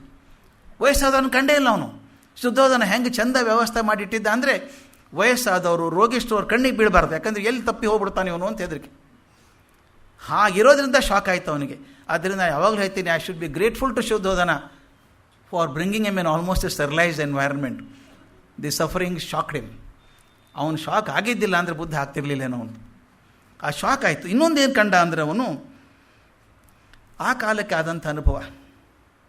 ನಾವು ದೊಡ್ಡ ದೊಡ್ಡ ಸಿದ್ಧಾಂತಗಳ ಬಗ್ಗೆ ಮಾತಾಡ್ತೇವೆ, ಆದರೆ ಬದುಕಿನಲ್ಲಿ ಮಾತ್ರ ತುಂಬ ಸಾಮಾನ್ಯವಾಗಿ ಆಚರಿಸ್ತೇವೆ. ನಮ್ಮ ನುಡಿ ನಡೆ ನಡುವೆ ತುಂಬ ವ್ಯತ್ಯಾಸ ಇದೆ. ಇವತ್ತಿಗೆ ನಾವು ಕಾಣ್ತಿದ್ದೀವಿ, ಅವತ್ತಿಗೆ ತುಂಬ ಇದ್ದಿರಬೇಕದು. ತುಂಬ ಕಂಡುಬಿಟ್ಟ ಬುದ್ಧ. ಎಷ್ಟು ಮೋಸ ಮಾಡ್ತೀವಪ್ಪ ಜನಕ್ಕೆ ನಾವು. ಧರ್ಮದ ಹೆಸರಲ್ಲಿ ಮೋಸ ಮಾಡ್ತೀವಲ್ಲ. ಯಾವುದೋ ಯಜ್ಞ ಅನ್ನಿಸ್ತೀವಿ, ದುಡ್ಡು ವಸೂಲು ಮಾಡ್ತೀವಿ, ಯಾವುದೋ ಪೂಜೆ ಅಂತೀವಿ ಮಾಡ್ತೀವಿ, ಹೀಗೆ ಆಗ್ಬಿಟ್ಟಿದೆಯಲ್ಲ ಅಂತ ಅವನಿಗೆ ಕೋಪ ಬಂದರೂ ಬಂದಿರಬೇಕು. ಅವನಷ್ಟೇ ಹೇಳೋದಲ್ಲ, ವಿವೇಕಾನಂದರು ಬರೀತಾರೆ, ಇಷ್ಟು ಸ್ಟ್ರಾಂಗ್ ಆಗಿ ಬಹುಶಃ ಹಿಂದೂ ಧರ್ಮವನ್ನು ಯಾರೂ ಟೀಕೆ ಮಾಡೋಕ್ಕೆ ಸಾಧ್ಯ ಇಲ್ಲ, ವಿವೇಕಾನಂದರು ಮಾತ್ರ ಮಾಡ್ಬೋದು. No religion on earth preaches dignity of humanity in such a lofty strain as Hinduism, and no religion on earth treads upon the necks of the poor and low in such a fashion as Hinduism. ಅತ್ಯಂತ ಎತ್ತರವಾಗಿ ಮಾತಾಡೋರು ನಾವೇ, ಅತ್ಯಂತ ಹೀನಾಯವಾಗಿ ಮಂದಿನ ಚಿತ್ರಹಿಂಸೆ ಕೊಡೋರು ನಾವೇ. ಈ ಗಮನ ಬುದ್ಧನಿಗೆ ಆಗಿರಬೇಕು, ತುಂಬ ಅಂತರ ಕಂಡಿರಬೇಕು. ಅವನು ಸಾಮಾನ್ಯ ಮನುಷ್ಯರ ದುಃಖ ಸಂಕಟ, ಈ ಮಹಾತ್ಮನ ಕರುಣೆಯನ್ನು ಕಲಿಕಿರಬೇಕು. ಅದಕ್ಕೆ ಅವನೇನು ಮಾಡಿದ, ಈ ದುಃಖ ವೈಯಕ್ತಿಕವಾದದ್ದು, ಅದನ್ನು ನಿವಾರಣೆ ಮಾಡಬೇಕು. ಎಲ್ರಿಗೂ ಕಷ್ಟ ಆಗ್ತಾ ಇದೆಯಲ್ಲ, ತಿದ್ದೋದು ಹೇಗೆ ಅಂತ ಶುರು ಮಾಡಿದ. ರಾಮಕೃಷ್ಣರು ಒಳ್ಳೆಯ ಅಭಿಪ್ರಾಯ ಕೊಡ್ತಾರೆ ಬುದ್ಧಿಸಮ್ ಬಗ್ಗೆ. ಅವ್ರು ಹೇಳೋದೇನೆಂದರೆ, ಬುದ್ಧ ಉಪನಿಷತ್ತಿನ ಜ್ಞಾನಕಾಂಡವನ್ನು ವಿರೋಧ ಮಾಡಲಿಲ್ಲ. ಜ್ಞಾನಕಾಂಡ ವಿರೋಧ ಮಾಡಲಿಲ್ಲ. ಅವನು ಏನು ಮಾಡಿದರೂ ಕೂಡ ಈ ವೇದದ ಕರ್ಮಕಾಂಡಗಳನ್ನು ಟೀಕೆ ಮಾಡಿದ. ಈ ಶಾಸ್ತ್ರ ವಿಧಿಗಳಿದ್ದಾವೆ, ಕ್ರಿಯೆಗಳು ಮಾಡ್ತೀವಲ್ಲ, ಇದ್ರ ಬಗ್ಗೆ ಅವನ ಟೀಕೆ ಇತ್ತು. ಅಲ್ಲಿ ಕಂದಾಚಾರ ಜಾಸ್ತಿ ಇದೆ, ಮೂಢನಂಬಿಕೆ ಜಾಸ್ತಿ ಇದೆ ಅಂತ ಅನ್ನಿಸ್ತು ಅವನಿಗೆ. ಆದ್ದರಿಂದ ಉಪನಿಷತ್ತುಗಳ ಮಾತು, ಇನ್ಫ್ಯಾಕ್ಟ್ ಭುಜ ಅಂದರೆ ಉಪನಿಷತ್ತುಗಳು ಈ ಕರ್ಮಕಾಂಡವನ್ನು ಅವರೇ ಬೈದಿದ್ದಾರೆ. ಉಪನಿಷತ್ತುಗಳಲ್ಲಿ ಬೇಕಾದಷ್ಟು ಬೈದಿದ್ದಾರೆ. ನಮ್ಮ ಭಗವದ್ಗೀತೆಯಲ್ಲೇ ಅದನ್ನು 2ನೇ ಅಧ್ಯಾಯದಲ್ಲಿ ವೇದವಾದರತರು ಅಂತ ಕರೀತಾನೆ ಕೃಷ್ಣ. ಅಂದರೆ ವೇದಗಳ ಬಗ್ಗೆ ಮಾತಾಡ್ತಾರೆ, ಅರ್ಥ ಆಗಲಾರದೆ ಮಾತಾಡ್ತಾರೆ ಅಂತ. ಅದು ಆಗಿನ ಕಾಲದಲ್ಲಿ ಭಗವಂತ ಕಂಡಿದ್ದಾನೆ ವೇದವಾದರತರು ಅಂತ. ಅಂದರೆ ವೇದಗಳನ್ನು ಬರೀ ಬೈಪಾಟ್ ಮಾಡಿಕೊಂಡು ಹೇಳ್ತಾರೆ ಹೊರತಾಗಿ ಅದರ ಒಳಗಿನ ಶಕ್ತಿ ಗೊತ್ತಿಲ್ಲ ಅಂತ. ಇಂಥವ್ರು ಆಗಲೇ ಇದ್ದಿರಬೇಕು. ಅದನ್ನು ಕಂಡು ಆತನಿಗೆ ಬೇಜಾರಾಗಿ ಮಾಡಿದ ಅಂತ. ಈ ಮಾತನ್ನು ನಾನು ಹೇಳಬೇಕಾದ ಇವತ್ತು ಭಾಳ ಮುಖ್ಯ. ಶಾಶ್ವತವಾದಂಥ ಆತ್ಮದ ಕಲ್ಪನೆ ನಿಬ್ಬಾಣ ಅಂತ. ನಿಬ್ಬಾಣ ಅಂದರೆ ಬಲಿ ಭಾಷೆಯಲ್ಲಿ ನಿರ್ವಾಣ. ನಿರ್ವಾಣ ಹೊಂದುವಂಥದ್ದು ಈ ಲಕ್ಷಣ. ಇದರ ಬಗ್ಗೆ ಬುದ್ಧ ಹೆಚ್ಚು ಹೇಳಲಿಲ್ಲ. ನಿನ್ನೆ ಕೂಡ ಹೇಳಿದ್ದೆ ನಾನು. ಈ ಸಂತೋಷ ಸಿಕ್ತು ಅಂತ ಹೇಳ್ತಾನಲ್ಲ, ಜ್ಞಾನೋದಯ ಆಯಿತು, ಜ್ಞಾನೋದಯದ ಲಕ್ಷಣ ಏನು ಅಂತ ಅನ್ನೋದನ್ನು ಬುದ್ಧ ವಿವರಣೆ ಮಾಡಲಿಲ್ಲ. ಅವನು ಶಿಷ್ಯರೂ ಮಾಡಲಿಲ್ಲ. ಹೀಗೆ ಮಾಡದೇ ಇರೋದ್ರಿಂದ ವೇದಾಂತದ ಸತ್ಯಗಳ ಬಗ್ಗೆ ಮೌನ ಇಟ್ಕೊಂಡಾಗ ಊಹಾಪೋಹಗಳು ಶುರು ಆಗ್ತವೆ. ಅದೇನಿರಬೇಕು, ಗೆಸ್ ವರ್ಕ್ ಶುರು ಆಗ್ತದೆ. ಅದಕ್ಕೆ ಸಮರ್ಥವಾದಂಥ ಅರ್ಥ ಕೊಡೋದಕ್ಕೆ ಮಾಸ್ಟರೇ ಇಲ್ಲ. ಈಗ ಬುದ್ಧ ಬದುಕಿದ್ದಾಗ ತೊಂದರೆ ಇಲ್ಲ. ಯಾವಾಗ ಮಹಾಗುರು ಇಲ್ವೋ ಅವನ ಸತ್ಯ ಅರ್ಥವಾಗದೆ ಹೋದಾಗ ನನ್ನ ಮೂಗಿನ ನೇರಕ್ಕೆ ಸತ್ಯ ಹೇಳ್ಕೊಂಡು ಹೋಗ್ತೇನೆ ನಾನು. ಹೀಗಾಗಿ ಏನಾಯಿತು ಗೊತ್ತಾ, ಈ ವ್ಯವಸ್ಥೆಯನ್ನು ಒಡೆದು ಹಾಕಿಬಿಡ್ತಾ ಊಹಾಪೋಹಗಳು. ಅದೇ ರೀತಿ ಬೌದ್ಧ ಮತದಲ್ಲಿ ಬುದ್ಧ ಹೋಗಿ 400-500 ವರ್ಷಗಳಲ್ಲಿ ಅದು ಒಡೆದು 18 ತುಂಡುಗಳಾಯಿತು. ಬೌದ್ಧ ಧರ್ಮ ಆತ ಕಟ್ಟಿದಂಥದ್ದು 18 ತುಂಡುಗಳಾಗಿಬಿಡ್ತು. ತಮಾಷೆ ನೋಡಿ, ಯಾವ ಬುದ್ಧ ಮೂರ್ತಿ ಪೂಜೆ ಬೇಡ ಅನ್ನೋ ಅವನೇ ದೊಡ್ಡ ಮೂರ್ತಿಯಾಗಿ ಕೂತ್ಕೊಂಡ್ಬಿಟ್ಟ. ಅದನ್ನು ವಿವೇಕಾನಂದರು ಬರೀತಾರೆ. ಅವ್ರು ಮಾತ್ರ ಬರೆಯೋಕ್ಕೆ ಸಾಧ್ಯಪ್ಪ ಇದನ್ನು. The earlier Buddhists in the rage against killing animals, ಪ್ರಾಣಿ ಹಿಂಸೆ ಮಾಡಬೇಡಿ ಅಂತ ಹೇಳೋಕೆ ಹೋದಂಥ ಪರಿಸ್ಥಿತಿಯಲ್ಲಿ, had denounce sacrifices of the Vedas, ಮನೆಯಲ್ಲಿ ಮಾಡುವಂಥ ಯಜ್ಞ ಕಾರ್ಯಗಳನ್ನು ತೆಗೆದುಬಿಡಬೇಕು ಅಂತ ಹೇಳಿದ. ಯಾಕಂದರೆ ಪಶು ಕೊಡ್ತಾಯಿದ್ರು, ಬಲಿ ಕೊಡ್ತಾರೆ ಅಂತ. ಮುಂದೆ ಏನಾಯ್ತು, there was a fire burning and that was all the paraphernalia required. ಎಷ್ಟೋ ಮನೆಗಳಲ್ಲಿ ಪ್ರಾಣಿ ಹಿಂಸೆ ಇರಲಿಲ್ಲ, ಯಜ್ಞ ಮಾತ್ರ ಇತ್ತು. ಅದು ಕೂಡ ನಿಂತು ಹೋಯಿತು. ಯಜ್ಞ ನಿಲ್ಲಿಸಿಬಿಡಬೇಕು, ಯಾರು ಬೇಡ ಅಂತ ಶುರುವಾಯಿತು. These sacrifices were obliterated and their place came gorgeous temples, gorgeous ceremonies and gorgeous priests and all that you see in India in modern times.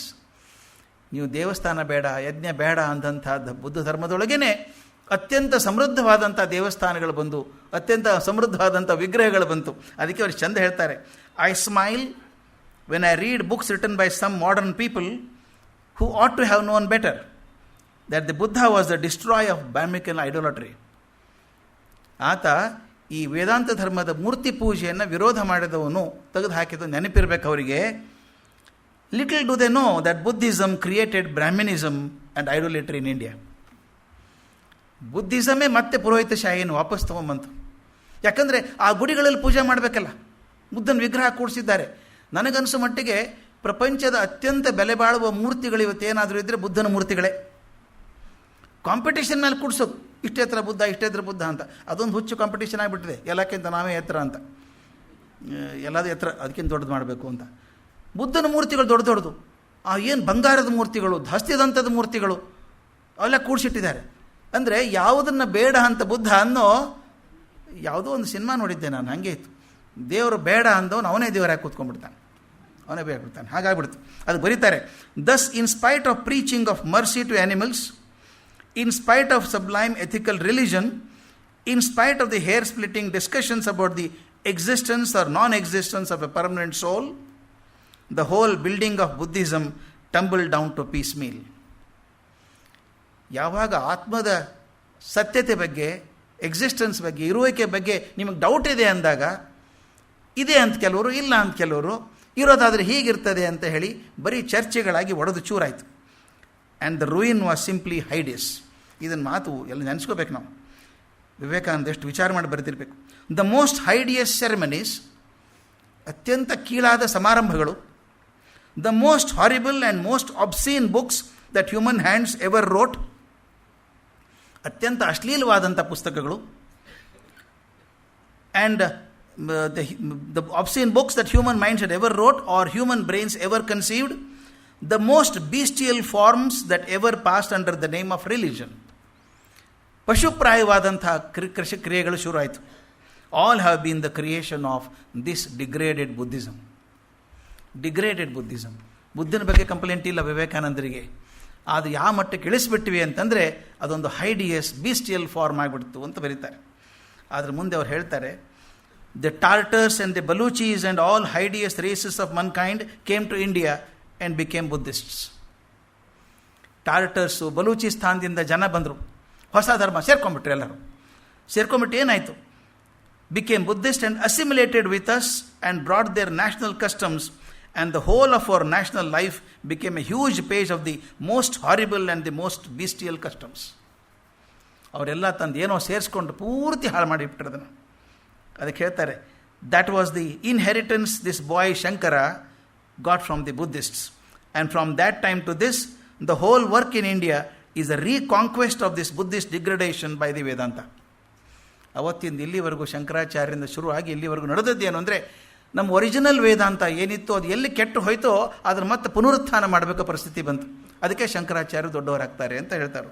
ಅದಕ್ಕೆ ಹೇಳ್ತಾರೆ ಮುಂದೆ, Shankara came a great philosopher and showed that, this is most important for us to remember, great philosopher and showed that real essence of Buddhism and that of Vedanta are not very different, but that the disciples did not understand the master and have degraded themselves, denied the existence of the soul and of God, and have become atheists.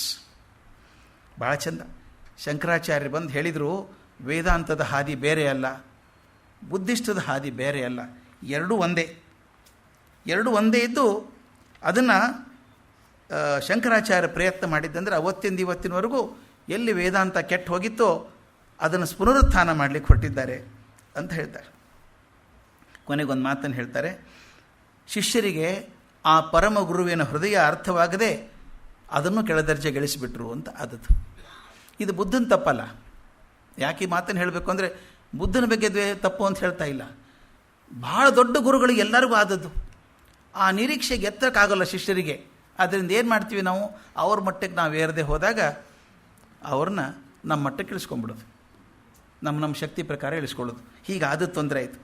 ಮೂಲ ಪುರುಷ ಬುದ್ಧನ ಅತ್ಯಂತ ಅಲೌಕಿಕವಾದಂಥ, ಸ್ವಾರ್ಥರಹಿತವಾದಂಥ ನೈತಿಕತೆ ಮತ್ತು ಅನುಕಂಪೆಯ ಸಾಗರವಾದಂಥ ಬುದ್ಧ, ಅವನ ಪ್ರೀತಿ ಜಗತ್ತಿನ ಅತ್ಯಂತ ಶ್ರೇಷ್ಠ ದಾರ್ಶನಿಕನಲ್ಲಿ ಒಬ್ಬನನ್ನಾಗಿ ಮಾಡಿದ್ದಾವೆ ಬುದ್ಧನ. ಯಾರೋ ಪ್ರಶ್ನೆ ಕೇಳಿದ್ರು ನಿನ್ನೆ ನನಗೆ, ಇವನೇನ 9ನೇ ಅವತಾರ ಅಥವಾ ಬೇರೆ ಯಾರೋ ಇದ್ದಾರೋ, 9ನೇ ಅವತಾರ ಈ ಬುದ್ಧನೋ ಇನ್ನೊಬ್ಬಿದ್ದಾನೋ ಅಂತ. ಬೇರೆ ಬೇರೆ ಇದ್ದಾವೆ.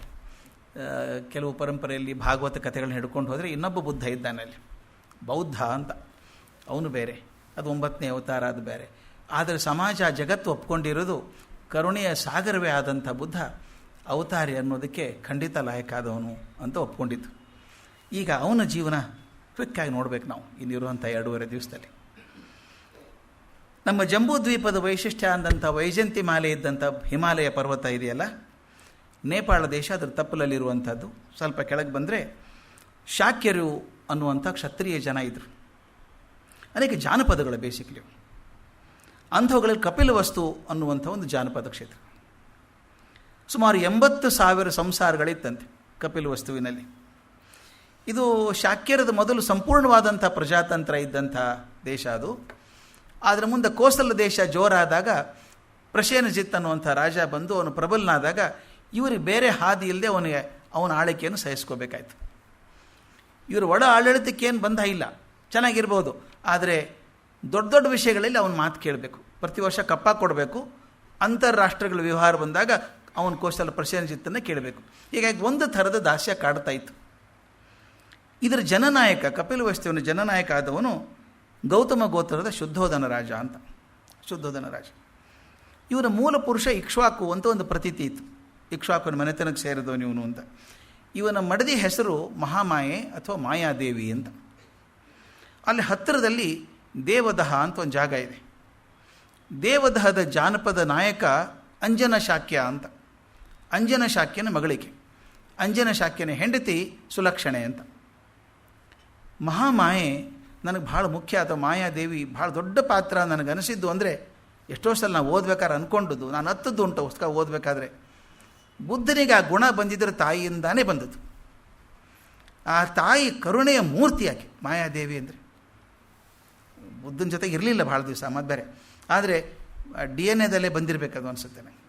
ಎಷ್ಟು ಪ್ರೀತಿ ಆಕೆಗೆ, ಯಾಕೆ ಕರುಣೆ ಅಂದರೆ ಮಾಯಾದೇವಿ ಅಂದರೆ ಮಾಯೆ ಇರಬೇಕಾರೆ ಅಂದರೆ ಅದು ಹಾಗಲ್ಲ, ವಿಪರೀತ ಪ್ರೀತಿ ಆಕೆ ಎಲ್ಲದ್ರ ಬಗ್ಗೆನೂ. ಮಗನಿಗೆ ಅದೇ ಬಂದಿರಬೇಕು ಅಂತ ಅನಿಸುತ್ತೆ ನನಗೆ. ಶುದ್ಧೋಧನನಿಗೆ 3 ಮಂದಿ ಸಹೋದರರು.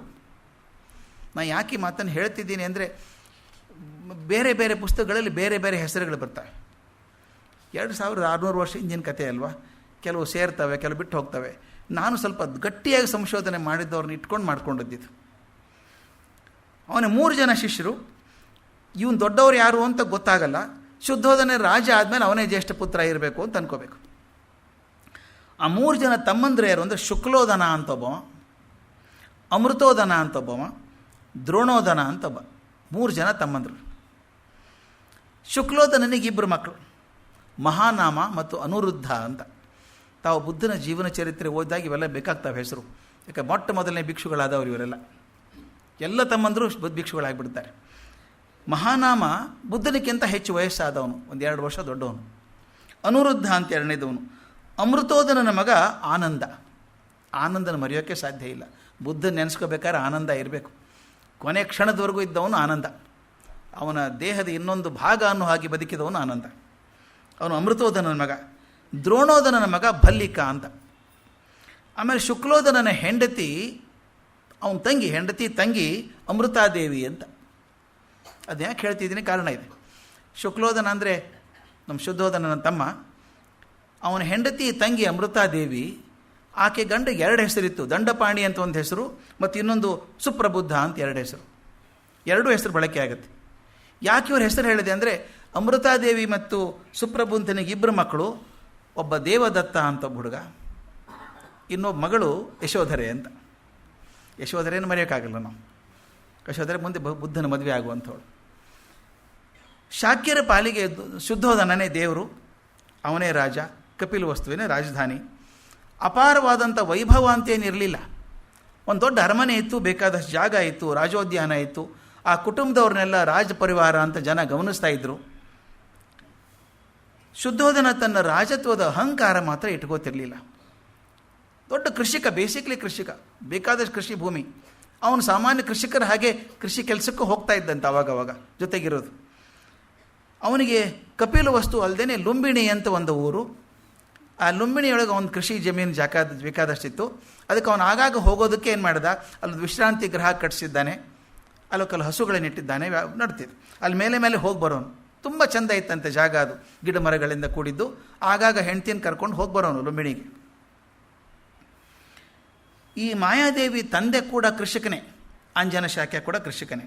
ಅವನಿಗೆ ತನ್ನ ಕೃಷಿ ಭೂಮಿ ಬಗ್ಗೆ, ತನ್ನ ಕೃಷಿ ಪದ್ಧತಿಗಳ ಬಗ್ಗೆ ಭಾಳ ಹೆಮ್ಮೆ. ನಮ್ಮಂಗೆ ಕೃಷಿ ಮಾಡೋರು ಯಾರೂ ಇಲ್ಲ ಅಂತ ಸಂತೋಷ ಪಡ್ತಿದ್ದ. ಅವನಿಗೊಬ್ಬ ಮಗಳಿದ್ಲು, ಮಾಯಾದೇವಿ ತಂಗಿ ಒಬ್ಬಳಿದ್ಲು. ಆಕೆ ಹೆಸರು ಪ್ರಜಾಪತಿ ಗೌತಮಿ ಅಂತ. ಪ್ರಜಾಪತಿ ಗೌತಮಿ ಅಂತ ಆಕೆ ಹೆಸರು, ಮಾಯಾದೇವಿ ತಂಗಿ. ಈ ಶುದ್ಧೋಧನಿಗೆ ಮದುವೆಯಾಗಿ ಸ್ವಲ್ಪ ವರ್ಷ ಆದರೂ ಮಕ್ಕಳಾಗಿರಲಿಲ್ಲ. ಅದೊಂದು ಕಾಟ ಇತ್ತು, ಮನಸ್ಸಿಗೆ ಕಿರಿಕಿರಿ ಇತ್ತು. ಮಕ್ಕಳಾಗಿಲ್ಲ, ಮುಂದೆ ಪರಿವಾರ ಸಂಸಾರ ವಂಶ ಬೆಳೆಯೋದು ಹೇಗೆ ಅಂತ ಒಂದು ಚಿಂತೆ ಇತ್ತು.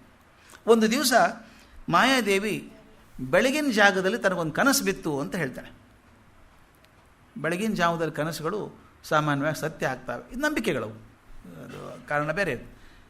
ಬೆಳಗಿನ ಜಾವದಲ್ಲಿ ಕನಸು ಬಿತ್ತು ಅಂತ ಹೇಳಿ ಗಂಡನಿಗೆ ಹೇಳ್ತಾಳೆ. ಎಷ್ಟು ಗಟ್ಟಿಯಾಗಿ ಕನಸು ಬಿದ್ದಿತ್ತು ಅಂದರೆ ಈಗ ಕೂಡ ನಾನು ನಡೆದಿದೆ ಅಂತ ಅನಿಸ್ತಾ ಇದೆ. ಸಾಮಾನ್ಯ ಕನಸು ಮರೆತು ಹೋಗ್ಬಿಡ್ತಾವೆ, ಇನ್ನೂ ನಡೆದಂಗೆ ಅನಿಸುತ್ತೆ ನನಗೆ ಅಂತ. ಏನಾಯಿತು ಅಂತ ಆಕೆ ಹೇಳ್ತಾಳೆ, ಕನಸಿನಲ್ಲಿ ಒಂದು ಅಸಾಧ್ಯ ದೊಡ್ಡದಾದಂಥ ಬಿಳಿ ಆನೆಯನ್ನು ಕಂಡೆ ನಾನು. ಬಿಳಿ ಆನೆ, ಅದರ ಸೊಂಡಿಲೊಳಗೆ ಒಂದು ಸುಂದರವಾದಂಥ ಹಾರ ಇತ್ತು.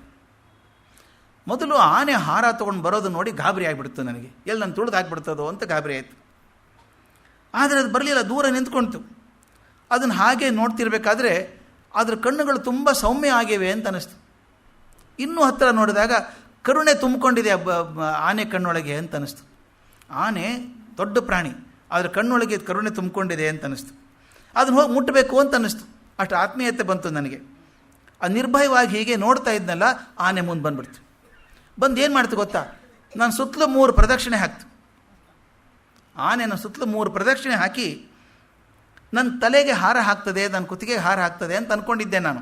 ಹತ್ತಿರ ಬಂದದ್ದು ನೋಡಿದಾಗ ಅದೇನು ಮಾಡ್ತು ಗೊತ್ತಾ, ಆ ಹಾರ ತಂದು ನನ್ನ ಹೊಟ್ಟೆ ಮೇಲೆ ಹಾಕಿ ಮಾಯ ಆಗಿಬಿಡ್ತು. ದಡಕ್ಕನೆ ಎಚ್ಚರ ಆಯಿತು. ಈಗಾದರೂ ಕೂಡ ಕನಸು ಹೀಗೆ ಆದಂಗೆ ಕಾಣಿಸ್ತಾ ಇದೆ ನನಗೆ, ಇದ್ರದ್ದೇನಾದರೂ ಅರ್ಥ ಇರ್ಬೋದಾ ಅಂತ. ಶುದ್ಧೋಧನ ರಾಜ ಜ್ಯೋತಿಷ್ಯನ ಕರೆದ. 5 ಜನ ಜ್ಯೋತಿಷಿಗಳು ಬಂದರು. ಹೀಗೆ ಕನಸು ಬಿದ್ದಿದೆ ಅಂತ ಆಕೆಗೆ, ಏನು ಅಂತ. ಮತ್ತು ಆಕೆ ಕಡೆಯಿಂದ ಕನಸು ಕೇಳಿಸ್ಕೊಂಡ್ರು. ಅವ್ರು ಹೇಳಿದರು, ಮಹಾರಾಜ ಇದು ಶುಭ ಶಕುನ ಅಂತ ಅನಿಸುತ್ತೆ ನಮಗೆ. ಕನಸಲ್ಲಿ ಬಿಳಿ ಆನೆ ಬರೋದಂದ್ರೆ ಐರಾವತ ಬಂದ ಹಾಗೆ. ಐರಾವತ ಬಂದು ಈ ಮಾಯಾದೇವಿ ಗರ್ಭಕ್ಕೆ ಗೌರವ ತೋರಿಸ್ತದೆ ಅಂದರೆ ಬಹುಶಃ ಆಕೆಗೊಬ್ಬ ದೊಡ್ಡ ಅಲೌಕಿಕವಾದಂಥ ಮಗ ಹುಡ್ತಾನೆ ಅಂತ ಅನಿಸುತ್ತೆ. ಯಾಕಂದರೆ ಐರಾವತ ಬಂದು ಗೌರವ ತೋರಿಸ್ತದೆ ಅಂತಂದರೆ ದೊಡ್ಡ ಮಗ ಹುಡ್ತಾನೆ, ಅಲೌಕಿಕವಾದಂಥ ಶಕ್ತಿ ಇರೋ ಹುಡುಗ ಹುಡ್ತಾನೆ ಅಂತ ಅನಿಸುತ್ತೆ ಅಂತ. ಸಂತೋಷ ಆಯ್ತು ಮನಸ್ಸಿಗೆ ಇಬ್ಬರಿಗೂ. ಲುಂಬಿಣಿ ತೋಟಕ್ಕೆ ಹೋದ್ರಿಬ್ರು. ಅಲ್ಲಿ ಚರ್ಚೆ ಎಷ್ಟು ಚೆನ್ನಾಗಿತ್ತು ಅಂತ. ಇದು ಯಾಕೆ ಹೇಳಬೇಕು ಅಂದರೆ ದೊಡ್ಡ ಕಥೆಯಲ್ಲಿ ಸಣ್ಣದೇ ಮಾತು, ಅದು ಹೇಳಬೇಕು. ಹೋಗ್ತಿರ್ಬೇಕಾದ್ರೆ ಲುಂಬಿಣಿಯಲ್ಲಿ ಮಗ ಹುಟ್ಟಿದ್ರೆ ಹೆಂಗಿರಬೇಕು ಅಂತ ಅಪ್ಪ ಹೇಳ್ತಾನೆ ಹೆಮ್ಮೆಯಿಂದ. ಸಾಮಾನ್ಯವಾಗಿ ಅಪ್ಪ ಅಂತ ಹೇಳೋದೇ, ನನ್ನ ಮಗ ಹೆಂಗೆ ಆಗಬೇಕು ಅಂದರೆ ಶಾಕ್ಯರ ಚಕ್ರವರ್ತಿ ಆಗಬೇಕು ಅವನು. ತಿರ್ಗಾ ಮುರ್ಗ ಕೋಸಲರು ಸಾಮಂತವಾಗಿದ್ದೀವಲ್ಲ, ಕೋಸಲ ಹೊಡೆದು ಹಾಕ್ಬಿಟ್ಟು ನಾವೇ ಇಂಡಿಪೆಂಡೆಂಟ್ ರಾಜರಾಗಬೇಕು ಅಂತ ಶೂರನಾದಂಥ ಮಗ ನನಗಾಗಬೇಕು ಅಂತ. ಆಗ ತಕ್ಷಣ ಮಾಯಾದೇವಿ ಹೇಳ್ತಾಳೆ, ಈ ಹೊಡೆದಾಡೋದು ಬಡೋದೋದು ಯುದ್ಧ ಯಾಕೆ ಮಾಡಬೇಕು? ನನ್ನ ಮಗ ಹೆಂಗೆ ಆಗಬೇಕು ಅಂದರೆ ಪ್ರೀತಿಯಿಂದ ಪ್ರಸೇನಜಿತ್ತನ ಗೆಲ್ಲು ಹಂಗೆ ಆಗಬೇಕು. ಎಷ್ಟು ಚಂದದ ಮಾತದು. ಅದು ಬಾಯಿಂದ ಆಡಿಸ್ಬಿಡುತ್ತೇನೋ ದೈವ. ಯುದ್ಧ ಮಾಡಿ ಕೊಲ್ಲೋದು ಗೆಲ್ಲೋದು ಯಾಕೆ ನಿಮಗೆ? ಆತ ನನ್ನ ಮಗ ಎಷ್ಟು ದೊಡ್ಡವನಾಗಬೇಕಂದ್ರೆ ಜನಪ್ರಿಯನಾಗಬೇಕು, ತನ್ನ ಪ್ರೀತಿಯಿಂದ ಪ್ರಸೇಜಿಯಿಂದ ಆತನ ಗೆಲ್ಲಬೇಕು, ಆ ಥರ ಆಗಬೇಕು ಅಂತ ಮಾತು. ಹಾಗಾದ್ರೆ ಅವನು ಸನ್ಯಾಸಿನೇ ಮಾಡಿಬಿಡ್ತೀಯ ನೀನು ಅಂತೀವನಂದ. ಅವನು ಅದಾದರೆ ಏನು ತಪ್ಪೇನು? ಆಗ ತಪ್ಪೇನು? ಜನಮಾನ್ಯನಾಗುವಂಥ ವ್ಯಕ್ತಿ ಆಗೋದಾದರೆ ಚಕ್ರವರ್ತಿ. ಆಕೆ ಹೇಳ್ತಾಳೆ, ಸಾಧಾರಣ ಚಕ್ರವರ್ತಿ ಆಗೋದಕ್ಕಿಂತ ದೊಡ್ಡ ಸನ್ಯಾಸಿ ಆಗೋದು ವಾಸಿ. ಆಕೆ ಬಾಯಲ್ಲಿ ಮೊದಲೇ ಬಂದುಬಿಟ್ಟಿದೆ. ಮುಂದೆ ಸ್ವಲ್ಪ ದಿವಸಕ್ಕೆ ಗೊತ್ತಾಯಿತು ಆಕೆ ಗರ್ಭಿಣಿ ಆಗಿದ್ದಾಳೆ ಅಂತ. ಶುದ್ಧೋಧನಿಗೆ ಭಾರಿ ಸಂತೋಷ ಆಯಿತು. ಹೇಳ್ದ, ಈ ಸಂತೋಷ ಎಷ್ಟು ಅದ್ಭುತವಾದದ್ದು ಗೊತ್ತಾ, ಇದು ಶಾಶ್ವತವಾದ ತೃಪ್ತಿ ಕೊಡುವಂಥದ್ದು ಅಂದ್ಬಿಟ್ಟ.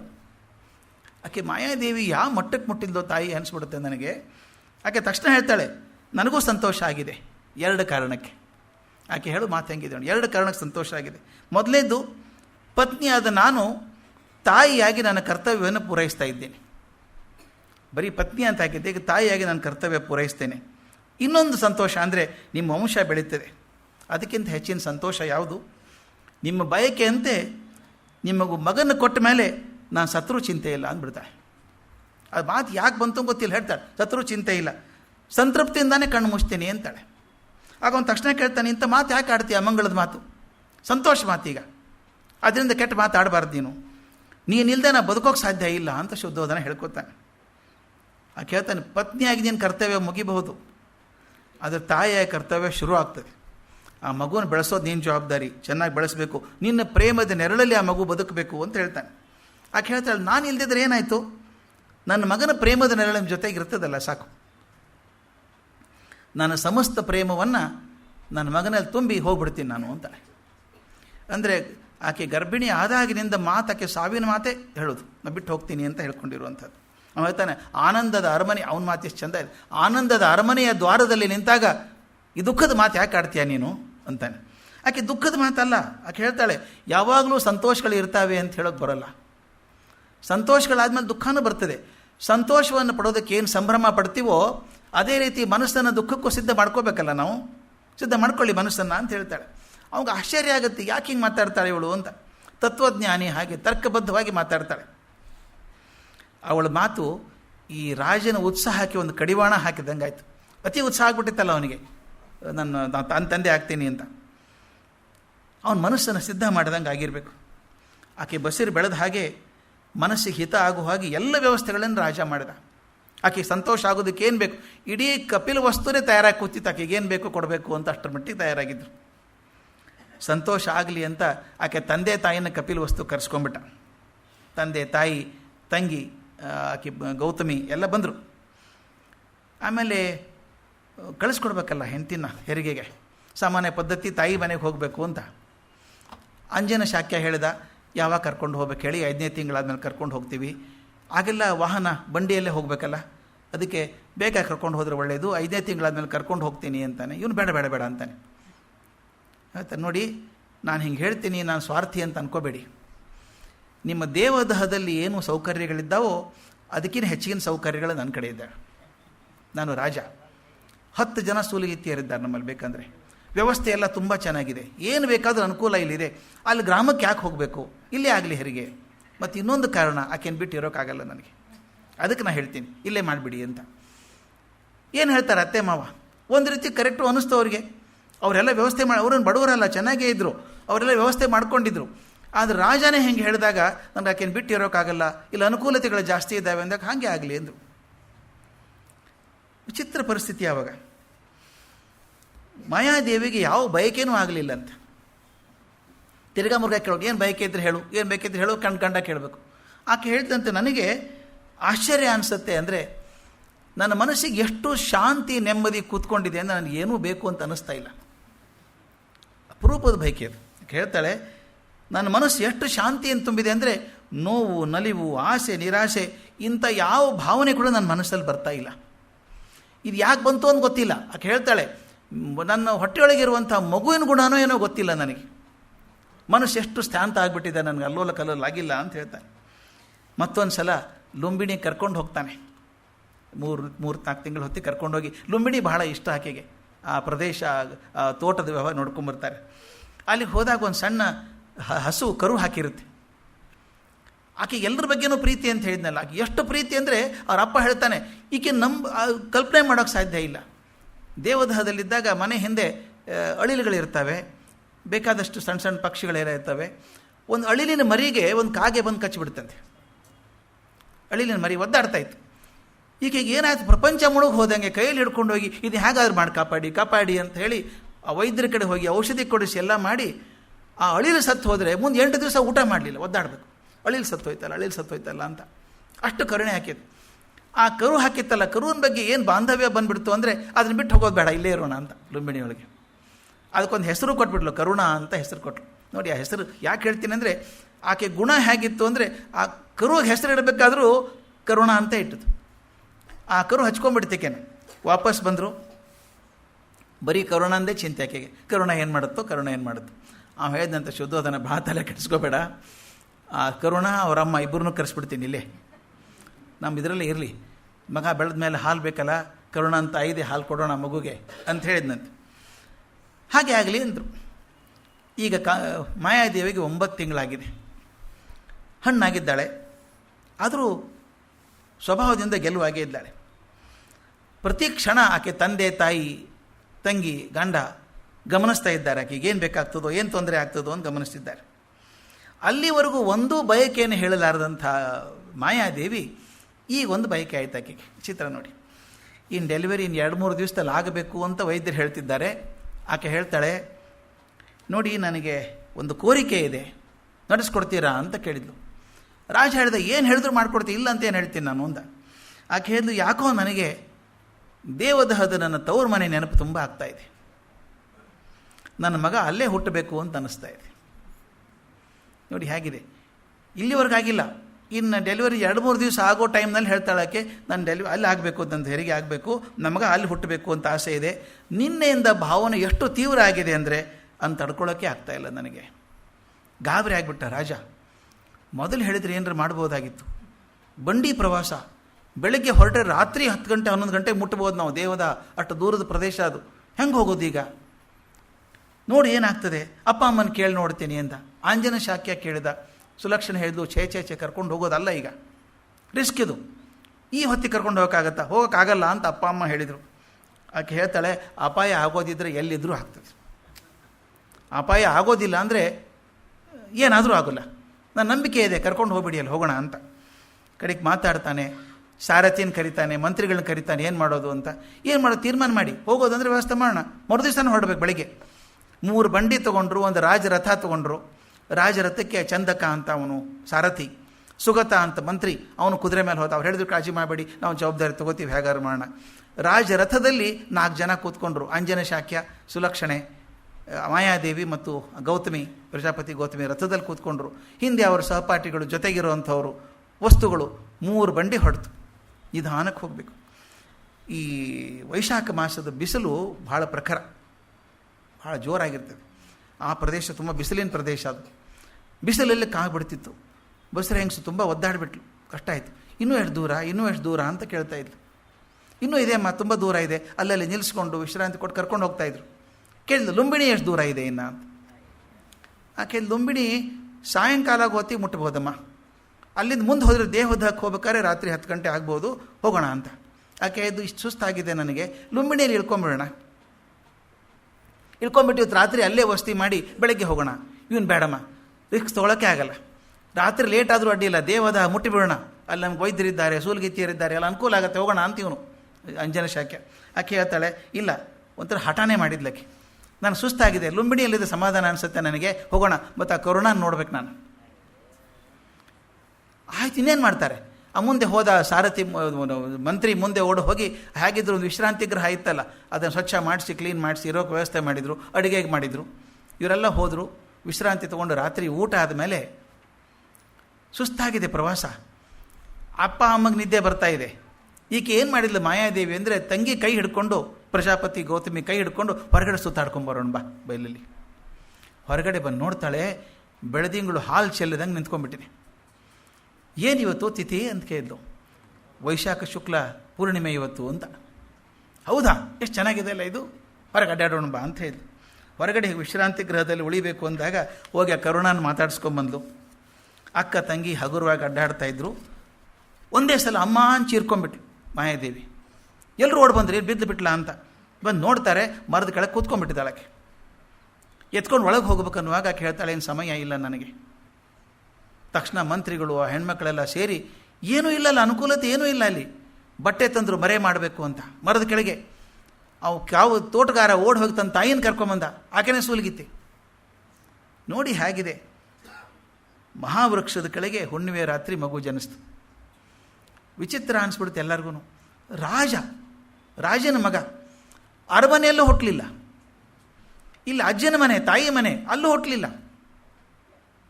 ಬೈಲಲ್ಲಿ ಮರದ ಕೆಳಗೆ ಹುಣ್ಣಿಮೆ ದಿವಸ ರಾತ್ರಿ ಹುಟ್ಟಿದ್ದಾನಲ್ಲ ಹುಡುಗ, ಇದು ಏನು ಸಾಂಕೇತಿಕನ ಅನಿಸ್ಬಿಡ್ತು. ಅಂದರೆ ಹುಟ್ಟಿದ ಮಗು ಅರಮನೆಯನ್ನು ಬಿಟ್ಟು ಹುಟ್ಟಿದ, ಯಾವ ಮನೆಯಲ್ಲೂ ಹುಟ್ಟಲಿಲ್ಲ. ಸಾಂಕೇತಿಕ ಹೆಂಗಿದೆ ನೋಡಿ ಇದು. ಹುಟ್ಟಿದ ಮಗು ಯಾವ ಮನೆಯಲ್ಲೂ ಹುಟ್ಟಲಿಲ್ಲ ಅಂದರೆ ಮನೆಯಲ್ಲಿ ಇರೋನಲ್ಲ ಇವನು ಅಂತ, ಇರೋನೇ ಅಲ್ಲ ಇವನು, ಅಲ್ಲಿ ಬಂದುಬಿಟ್ಟಿದ್ದಾನೆ, ಹುಟ್ಟುಬಿಟ್ಟಿದ್ದಾನೆ. ಅಳ್ಳಿಲ್ಲಂತೆ ಹುಡುಗ, ವಿಚಿತ್ರ ನೋಡಿ, ಅಷ್ಟಾದರೂ ಅಳದೇ ಇಲ್ಲಂತೆ. ಅವರಂದ್ರಂತ ಏನಾಯ್ತು ನೋಡಿ, ಅವನು ಹಾಗೆ ಇದ್ದಾನೆ, ವಿಚಿತ್ರ ಹುಡುಗ, ನೋಡಿದರೆ ವಿಚಿತ್ರ ಅನಿಸೋದು, ಅಳೋದಿಲ್ಲ, ನಗನಗ್ತಾ ಇದೆ ಹುಡುಗ, ಮುಖದ ಮೇಲೆ ಮಂದಹಾಸ ಇದೆ. ಇಂಥ ಮಗು ನೋಡಲಿಲ್ಲ ಅಂತೆಲ್ಲ ಅಂದರು. ರಾತ್ರಿ ಎಲ್ಲ ಆಯಿತು, ಶುದ್ಧೋಧನ ಹೇಳಬೇಕಲ್ಲ, ಒಂದು ಕುದುರೆ ಸವಾರ ಓಡಬೇಕು ಅವಾಗೆಲ್ಲ. ಈಗ ನನಗೆ ಇಂಟರ್ಕಾಮು ಟೆಲಿಫೋನು ಇದ್ರೆ ಚೆನ್ನಾಗಿತ್ತು. ಓಡಿ ಹೋಗಿ ಹೇಳಿದೆ ಹಿಂಗೆ ಆಗಿದೆ ಅಂತ. ಅವನು ತಕ್ಷಣ ರಥ ಹಿಡ್ಕೊಂಡು ವಾಪಸ್ ಬಂದ. ಅವನಿಗೆ ಆತಂಕ, ಏನು ಹೇಳಿದೆ ಬೇಡ ಅಂದರೆ ಕೇಳಲಿಲ್ಲ ನೀವು, ಏನು ನಮ್ಮ ರಾಜನ ಮಗ ಇದ್ರ ಹುಟ್ಟಬೇಕಾ, ಮರದ ಕೆಳಗೆ ಹುಟ್ಟಬೇಕಾ, ಅನಾಥ ನನಗೆ ಇದೇನಿದ್ದಾನೆ ಬರ ಅಂತ. ಅವ ಮಂತ್ರಿ ಭಾಳ ಚಂದ ಹೇಳ್ತಾನೆ, ಸುಗತ ಅಂತ ಮಂತ್ರಿ ಭಾಳ ಬುದ್ಧಿವಂತ ಹೇಳ್ತಾನೆ, ಸ್ವಾಮಿ ಈ ಜನನ ಮರಣ ನಮ್ಮ ಕೈಯಲ್ಲಿ ಇಲ್ಲ, ಅದು ಎಲ್ಲಿ ಆಗಬೇಕು ಅಂತಿರ್ತದೆ ಅಲ್ಲೇ ಆಗಬೇಕು. ನೀವು ಏನು ಪ್ರಯತ್ನ ಮಾಡಿದ್ರೂ ಬದಲಾಯಿಸೋಕೆ ಸಾಧ್ಯ ಇಲ್ಲ, ಅದನ್ನು ವಿಧಿ ಬರಹ ಅಂತ ಕರಿತೀವಿ. ನಮ್ಮ ಪರಿಚಯದರೊಬ್ಬರು ಭಾಳ ಒಂದು 25-30 ವರ್ಷಗಳ ಹಿಂದೆ ಭಾರಿ ಶ್ರೀಮಂತರವರು. ಕಾಶಿಯಲ್ಲಿ ಮನೆ ಮಾಡಿಕೊಂಡ್ರು. ಗಂಡ ಹೆಂಡತಿ ಇಬ್ಬರೇ ಇದ್ರು. ಯಾರು ಹೇಳಿದ್ರು ಅಂತ, ಕಾಶಿಯಲ್ಲಿ ಸತ್ರ ಸ್ವರ್ಗ ಡೈರೆಕ್ಟ್ ಎಂಟ್ರಿ ಅಂತ, ಅಂದರೆ ಸ್ವರ್ಗಕ್ಕೆ ಹೋಗ್ತಾರೆ ಅಂತ ತಿಳ್ಕೊಂಡು ಕಾಶಿಯಲ್ಲಿ ಇರಬೇಕು. ಅವರು ಮನೆ ಮಾಡ್ಕೊಂಡಿದ್ರು, ಅಲ್ಲೇ ಸಾಯಬೇಕು ಅಂತ ಅಲ್ಲೇ ಉಳ್ಕೊಂಡವರು. ಎಷ್ಟು ವರ್ಷ? 12 ವರ್ಷ ಇದ್ದಾರೆ ಅಲ್ಲಿ ಕಾಶಿಯಲ್ಲೇ. ಒಂದು ದಿವಸ ಯಾರ್ದೋ ಹತ್ತಿರದವ್ರ ಮನೆ, ಇಂದೋರಿಗೆ ಹೋಗಬೇಕಾಯಿತು. ಹೋದರು. ಇಂದೋರಿಂದ ಊರು ಹೊರಗೆ ಆಕ್ಸಿಡೆಂಟಾಗಿ ಇಬ್ಬರು ಸತ್ತೋದ್ರು.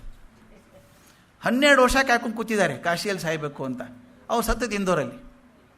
ಅಂದರೆ ಹೇಳಕ್ಕೆ ಬರಲ್ಲ ಎಲ್ಲಿ ಅಂತ. ಅದಕ್ಕೆ ಹೇಳ್ತಾನೆ ಸುಗತ, ಹೇಳ್ತಾನೆ, ನೀವು ಚಿಂತೆ ಮಾಡಬೇಡಿ, ಭಗವಂತನ ಇಚ್ಛೆ ಅದು, ಎಲ್ಲ ತಯಾರಿದ್ರು, ಆದರೆ ಏನು ತೊಂದರೆ ಆಗಲಿಲ್ಲಲ್ಲ, ಮಗು ಆರೋಗ್ಯವಾಗಿದ್ದಾನೆ, ತಾಯಿ ಆರೋಗ್ಯವಾಗಿದ್ದಾಳೆ ಅಂತ.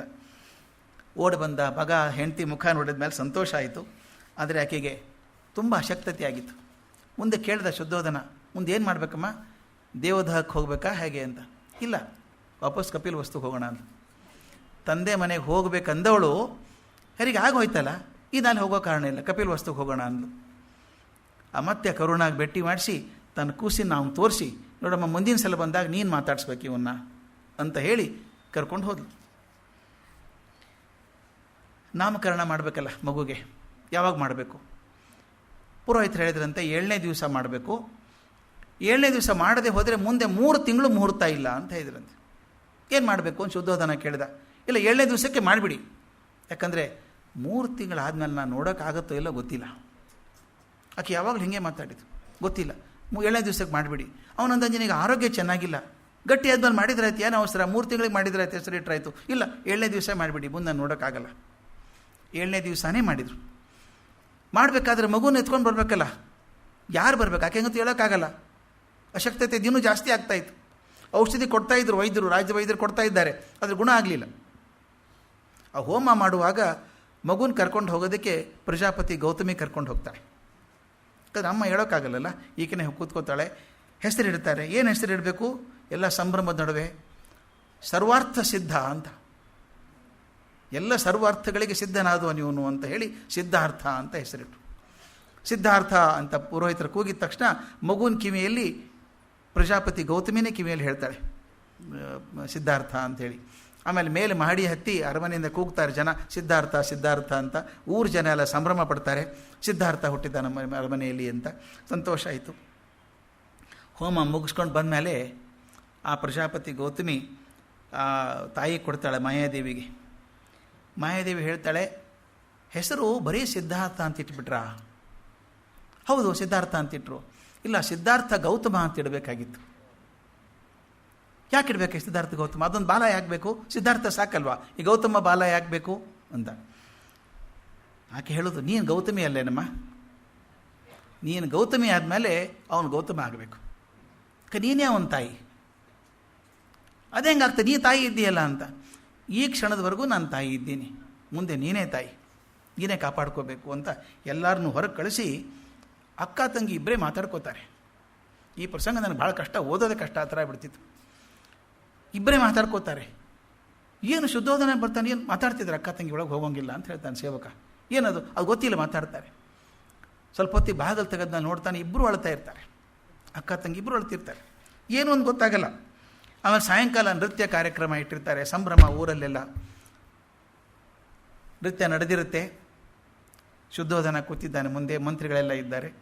ಅಂಜನ ಶಾಕ್ಯ ಬಂದು ಅವನ ಶಿಷ್ಯ ಚಂದಕ ಅಂತ ಇರ್ತಾನಲ್ಲ ರಥ ಸಾರಥಿ, ಅವನ ಕಿವಿಯಲ್ಲಿ ಏನೋ ಹೇಳ್ತಾನೆ. ಅವನು ಓಡಿ ಹೋಗಿ ಶುದ್ಧೋಧನ ಕಿವಿಯಲ್ಲಿ ಮಾತು ಹೇಳಿದಾಗ ಅವಸರವಾಗಿ ಶುದ್ಧೋಧನ ಎದ್ದು ಓಡಿ ಬರ್ತಾನೆ ಹೊರಗಡೆ. ಎಲ್ಲರೂ ಓಡಿ ಬಂದು ಮಾಯಾದೇವಿ ಕೋಣೆ ಕಡೆ ಬರ್ತಾರೆ. 7ನೇ ದಿವಸ, ಮಗು ಹುಟ್ಟಿದ 7ನೇ ದಿವಸ ಸಾಯಂಕಾಲ. ಆಕೆ ಉಸಿರಾಡ್ಸೋಕ್ಕೂ ಆಗ್ತಿರಲ್ಲ, ಒದ್ದಾಡ್ತಾಳೆ. ಸುಲಕ್ಷಣ, ಗೌತಮಿ ತುಂಬ ಆತಂಕದಿಂದ ನಿಂತಿದ್ದಾರೆ. ರಾಜ ವೈದ್ಯ ಏನೇನೋ ಔಷಧಿ ಕುಡಿಸ್ತಾನೆ, ಪ್ರಯತ್ನ ಮಾಡ್ತಾನೆ. ಮಕ್ಕಳಿದ್ದಂಥ ಮಗು ಪಿಳಿ ಕಣ್ಬಿಟ್ಟು ನೋಡ್ತಾ ಇದೆ ಏನಾಗ್ತದೆ ಅಂತ. ಶುದ್ಧೋಧನ ಹತ್ತಿರ ಬಂದು ಆಕೆ ಕೈ ಹಿಡ್ಕೊಂಡು ಮಾಯಾ ಮಾಯಾ ಅಂತ ಒದರ್ತಾನೆ. ಆಕೆಗೆ ಒಂಥರ ದಿಕ್ಕು ತಪ್ಪಿದಂಗೆ ಆಗಿದೆ. ಸ್ವಾಮಿ, ನನ್ನ ಮಗು ಅಂತ ಬಡಬಡಿಸ್ತಾಳೆ. ಅವನು ಎಷ್ಟು ನೋಡಿದ್ರೂ ತೃಪ್ತಿ ಇಲ್ಲ ನನಗೆ, ಆದರೆ ಅವನು ಬಹಳಷ್ಟು ನೋಡಬೇಕು ಅಂತ ಆಸೆ ತೀರೋದ್ರೊಳಗೆ ಅವನು ಬಿಟ್ಟು ಹೋಗ್ಬಿಡ್ತೀನಿ ನಾನು ಅಂತ. ಎಲ್ಲಿ ಹೋಗ್ತೀನಿ ನೀನು, ಹಂಗೆ ಹೇಳಬೇಡ ನೀನು ಅಂತ ಗಂಡ ಹೇಳ್ತಾನೆ. ನೀ ಗುಣ ಆಗ್ತೀಯಾ, ಇಷ್ಟು ಅನಾರೋಗ್ಯಕ್ಕೆ ಹೆದರ್ಬೇಕಾ? ವೈದ್ಯರಿದ್ದಾರೆ, ಇನ್ನೊಂದಿಬ್ಬರು ವೈದ್ಯರನ್ನು ಕರ್ಸೋಣ ಬೇಕಾರೆ, ಗುಣ ಆಗ್ತದೆ ನಿನಗೆ ಅಂತ. ಆ ಅಪ್ಪನೂ ಹೇಳ್ತಾನೆ, ಚಿಂತೆ ಮಾಡಬೇಡ ಮಗಳೇ, ಇನ್ನೊಂದಿಬ್ಬರು ವೈದ್ಯರು ಬರ್ತಾರೆ, ಬೇರೆ ಔಷಧಿ ಕೊಡ್ತಾರೆ ಅಂತ. ಆಕೆ ಹೇಳುವಂಥ ಮಾತು ಎಷ್ಟು ಚಂದ ನೋಡಿ. ಅಪ್ಪಾಜಿ, ವೈದ್ಯರು ಔಷಧಿ ಕೊಡ್ತಾರೆ, ಆಯಸ್ಸು ಕೊಡಲ್ಲ. ಚಂದದ ಮಾತದು. ವೈದ್ಯರು ಔಷಧಿ ಕೊಡ್ತಾರೆ, ಆಯಸ್ಸು ಕೊಡಲ್ಲ. ಅದನ್ನು ಭಗವಂತನೇ ಕೊಡ್ತಾನೆ. ನಿನಗೇನು ಸಾಯೋ ವಯಸ್ಸಾಗಿದೆ ಮಗಳೇ, ಯಾಕಂತ ಮಾತಾಡ್ತೀನಿ ನೀನು, ಯಾವ ಭ್ರಾಂತಿನೂ ಮನಸ್ಸಿನಲ್ಲಿ ಇಟ್ಕೋಬೇಡ ಅಂತ ಅಮ್ಮ ಹೇಳಿದಾಗ ಹೇಳ್ತಾಳೆ, ಭ್ರಾಂತಿ ಅಂದರೆ ಇಲ್ಲ ಅಂತ ಅರ್ಥ ಅಲ್ಲ. ಭ್ರಾಂತಿ ಅಂದರೆ ಏನು? ಇದ್ದ ಹಾಗೆ ಕಾಣಿಸುತ್ತೆ, ಇಲ್ಲ ಅದು. ಗಂಡ, ಮಗು, ಸಂಸಾರ ಇವೆಲ್ಲನೂ ಭ್ರಾಂತಿನೇ ಅಲ್ವಾ?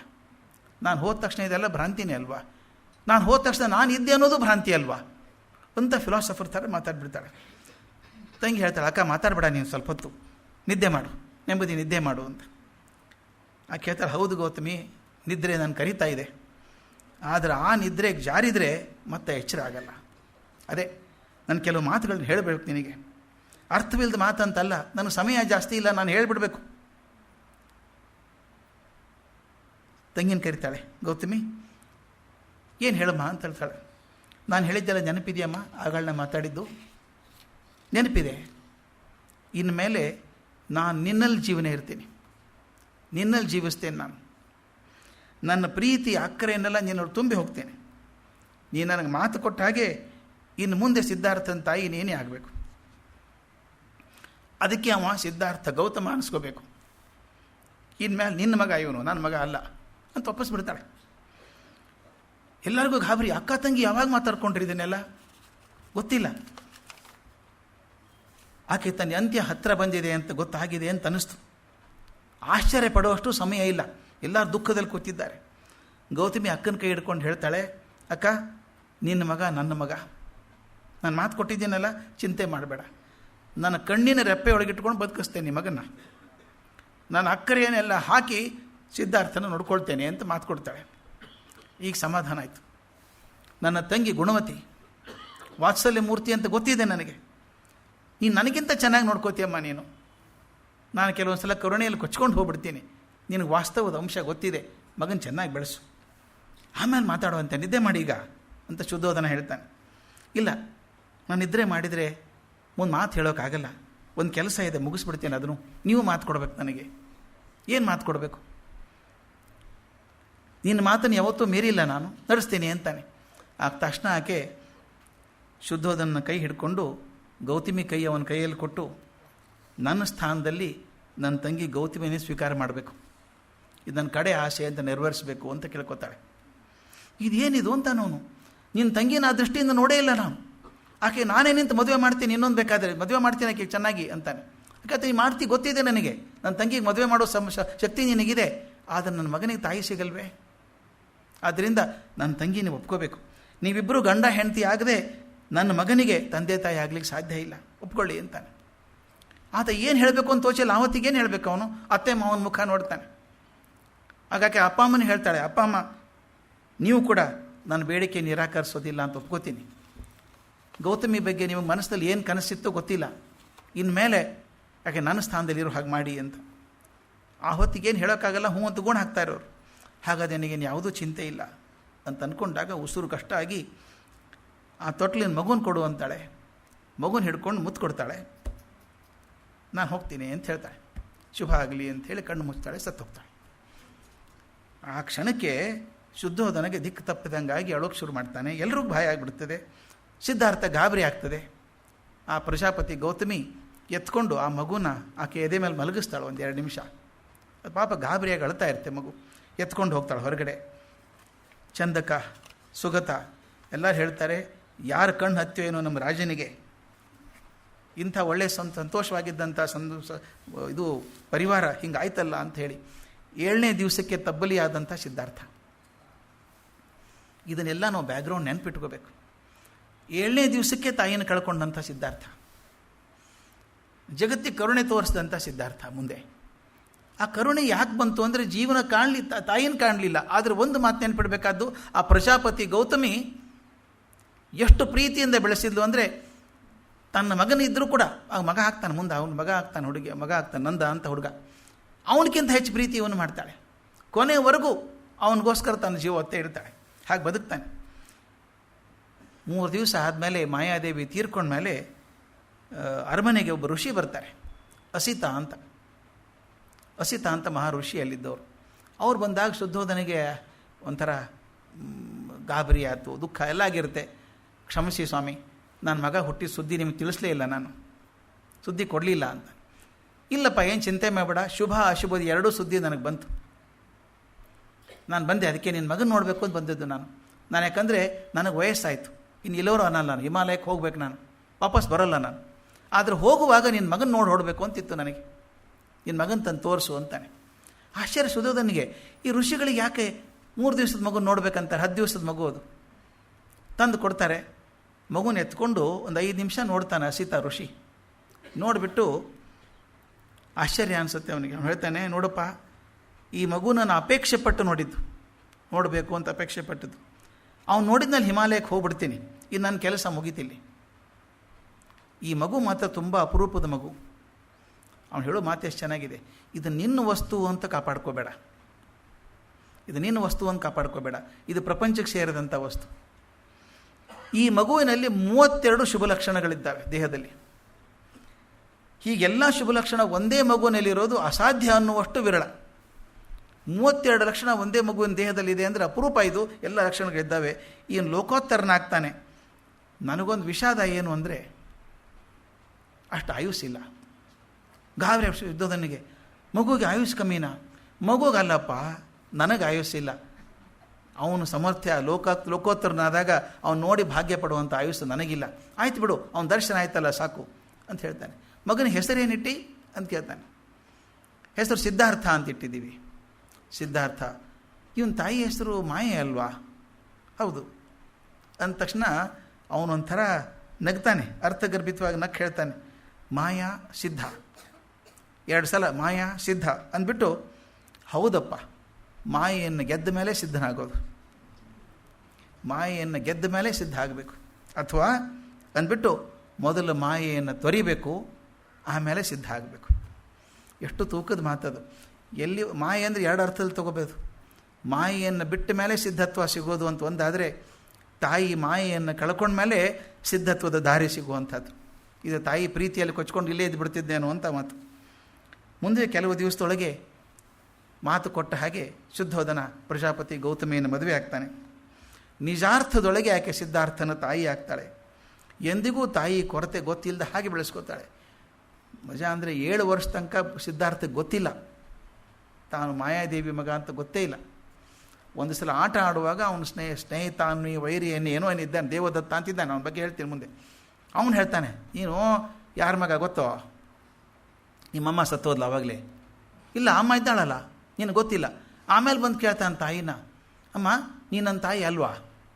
ಅದು 7 ವರ್ಷಕ್ಕೆ ಗೊತ್ತಾಗೋದು. ಆಮೇಲೆ ಆಕೆ ತಾಯಿ ಹೇಳ್ತಾಳೆ, ಚಿಂತೆ ಮಾಡಬೇಡ ಮಗು, ನಾನೇ ನಿನ್ನ ತಾಯಿ. ಆಕೆ ಹಡ್ದ ತಾಯಿ ಆದರೂ ನಾನು ನಿನ್ನ ಸಾಕಿದಂಥ ತಾಯಿ, ಅದು ಯಾವುದೂ ಕಮ್ಮಿ ಇಲ್ಲ ಅಂತ ಹೇಳ್ತಾಳೆ. ಅಂದರೆ ಅಷ್ಟರ ಮಟ್ಟಿಗೆ ಪ್ರೀತಿಯಿಂದ ಬೆಳೆಸ್ಕೊಂಡಿದ್ಲು. ಸಿದ್ಧಾರ್ಥ ಬೆಳೀತಿರೋ ಹಾಗೆ ಅವನ ಚಿಕ್ಕಪ್ಪನ ಮಕ್ಕಳೊಂದಿಗೆ ಸೇರಿ ಆಟ ಆಡ್ತಿದ್ದ.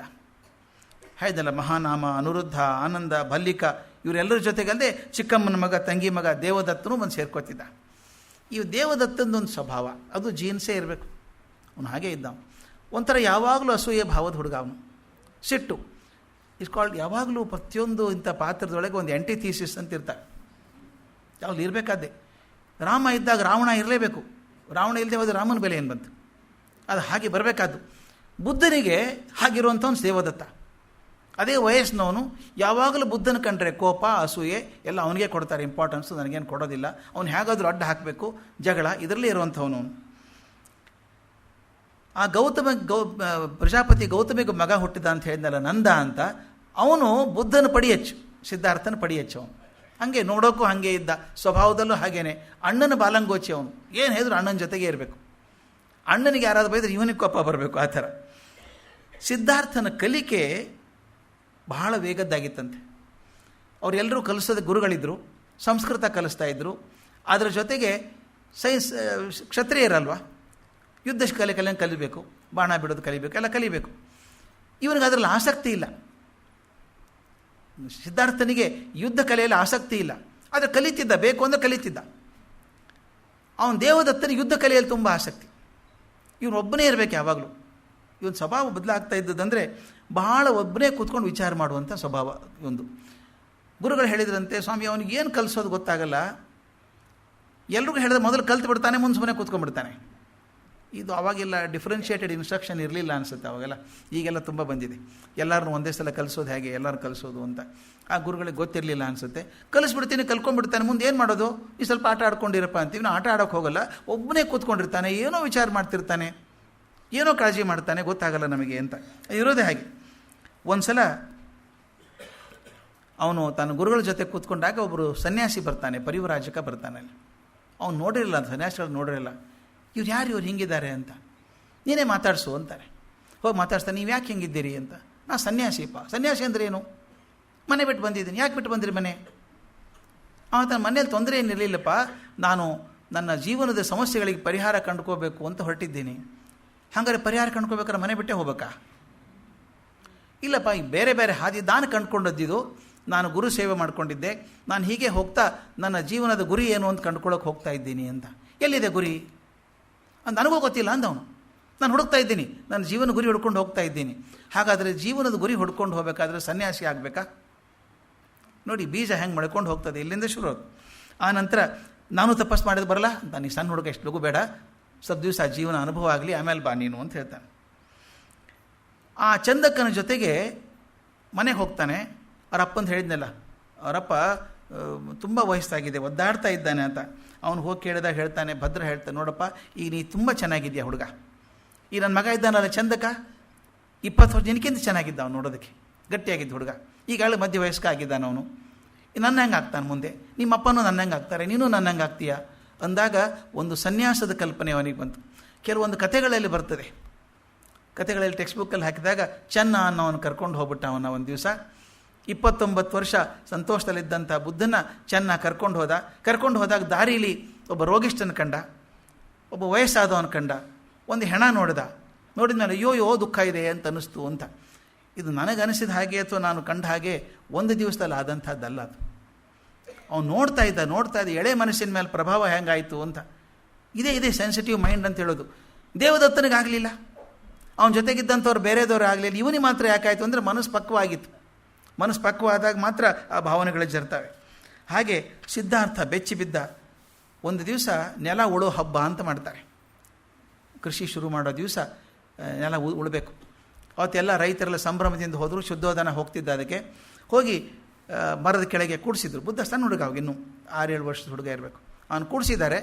ಅಲ್ಲಿ ನೆಲ ಉಳೋ ಕಾರ್ಯಕ್ರಮ, ಎಲ್ಲರೂ ಊಟಕ್ಕೆ ಬರಬೇಕಲ್ಲ, ಮರದ ಕೆಳಗೆ ಕೂಡಬೇಕು ಅಂತ.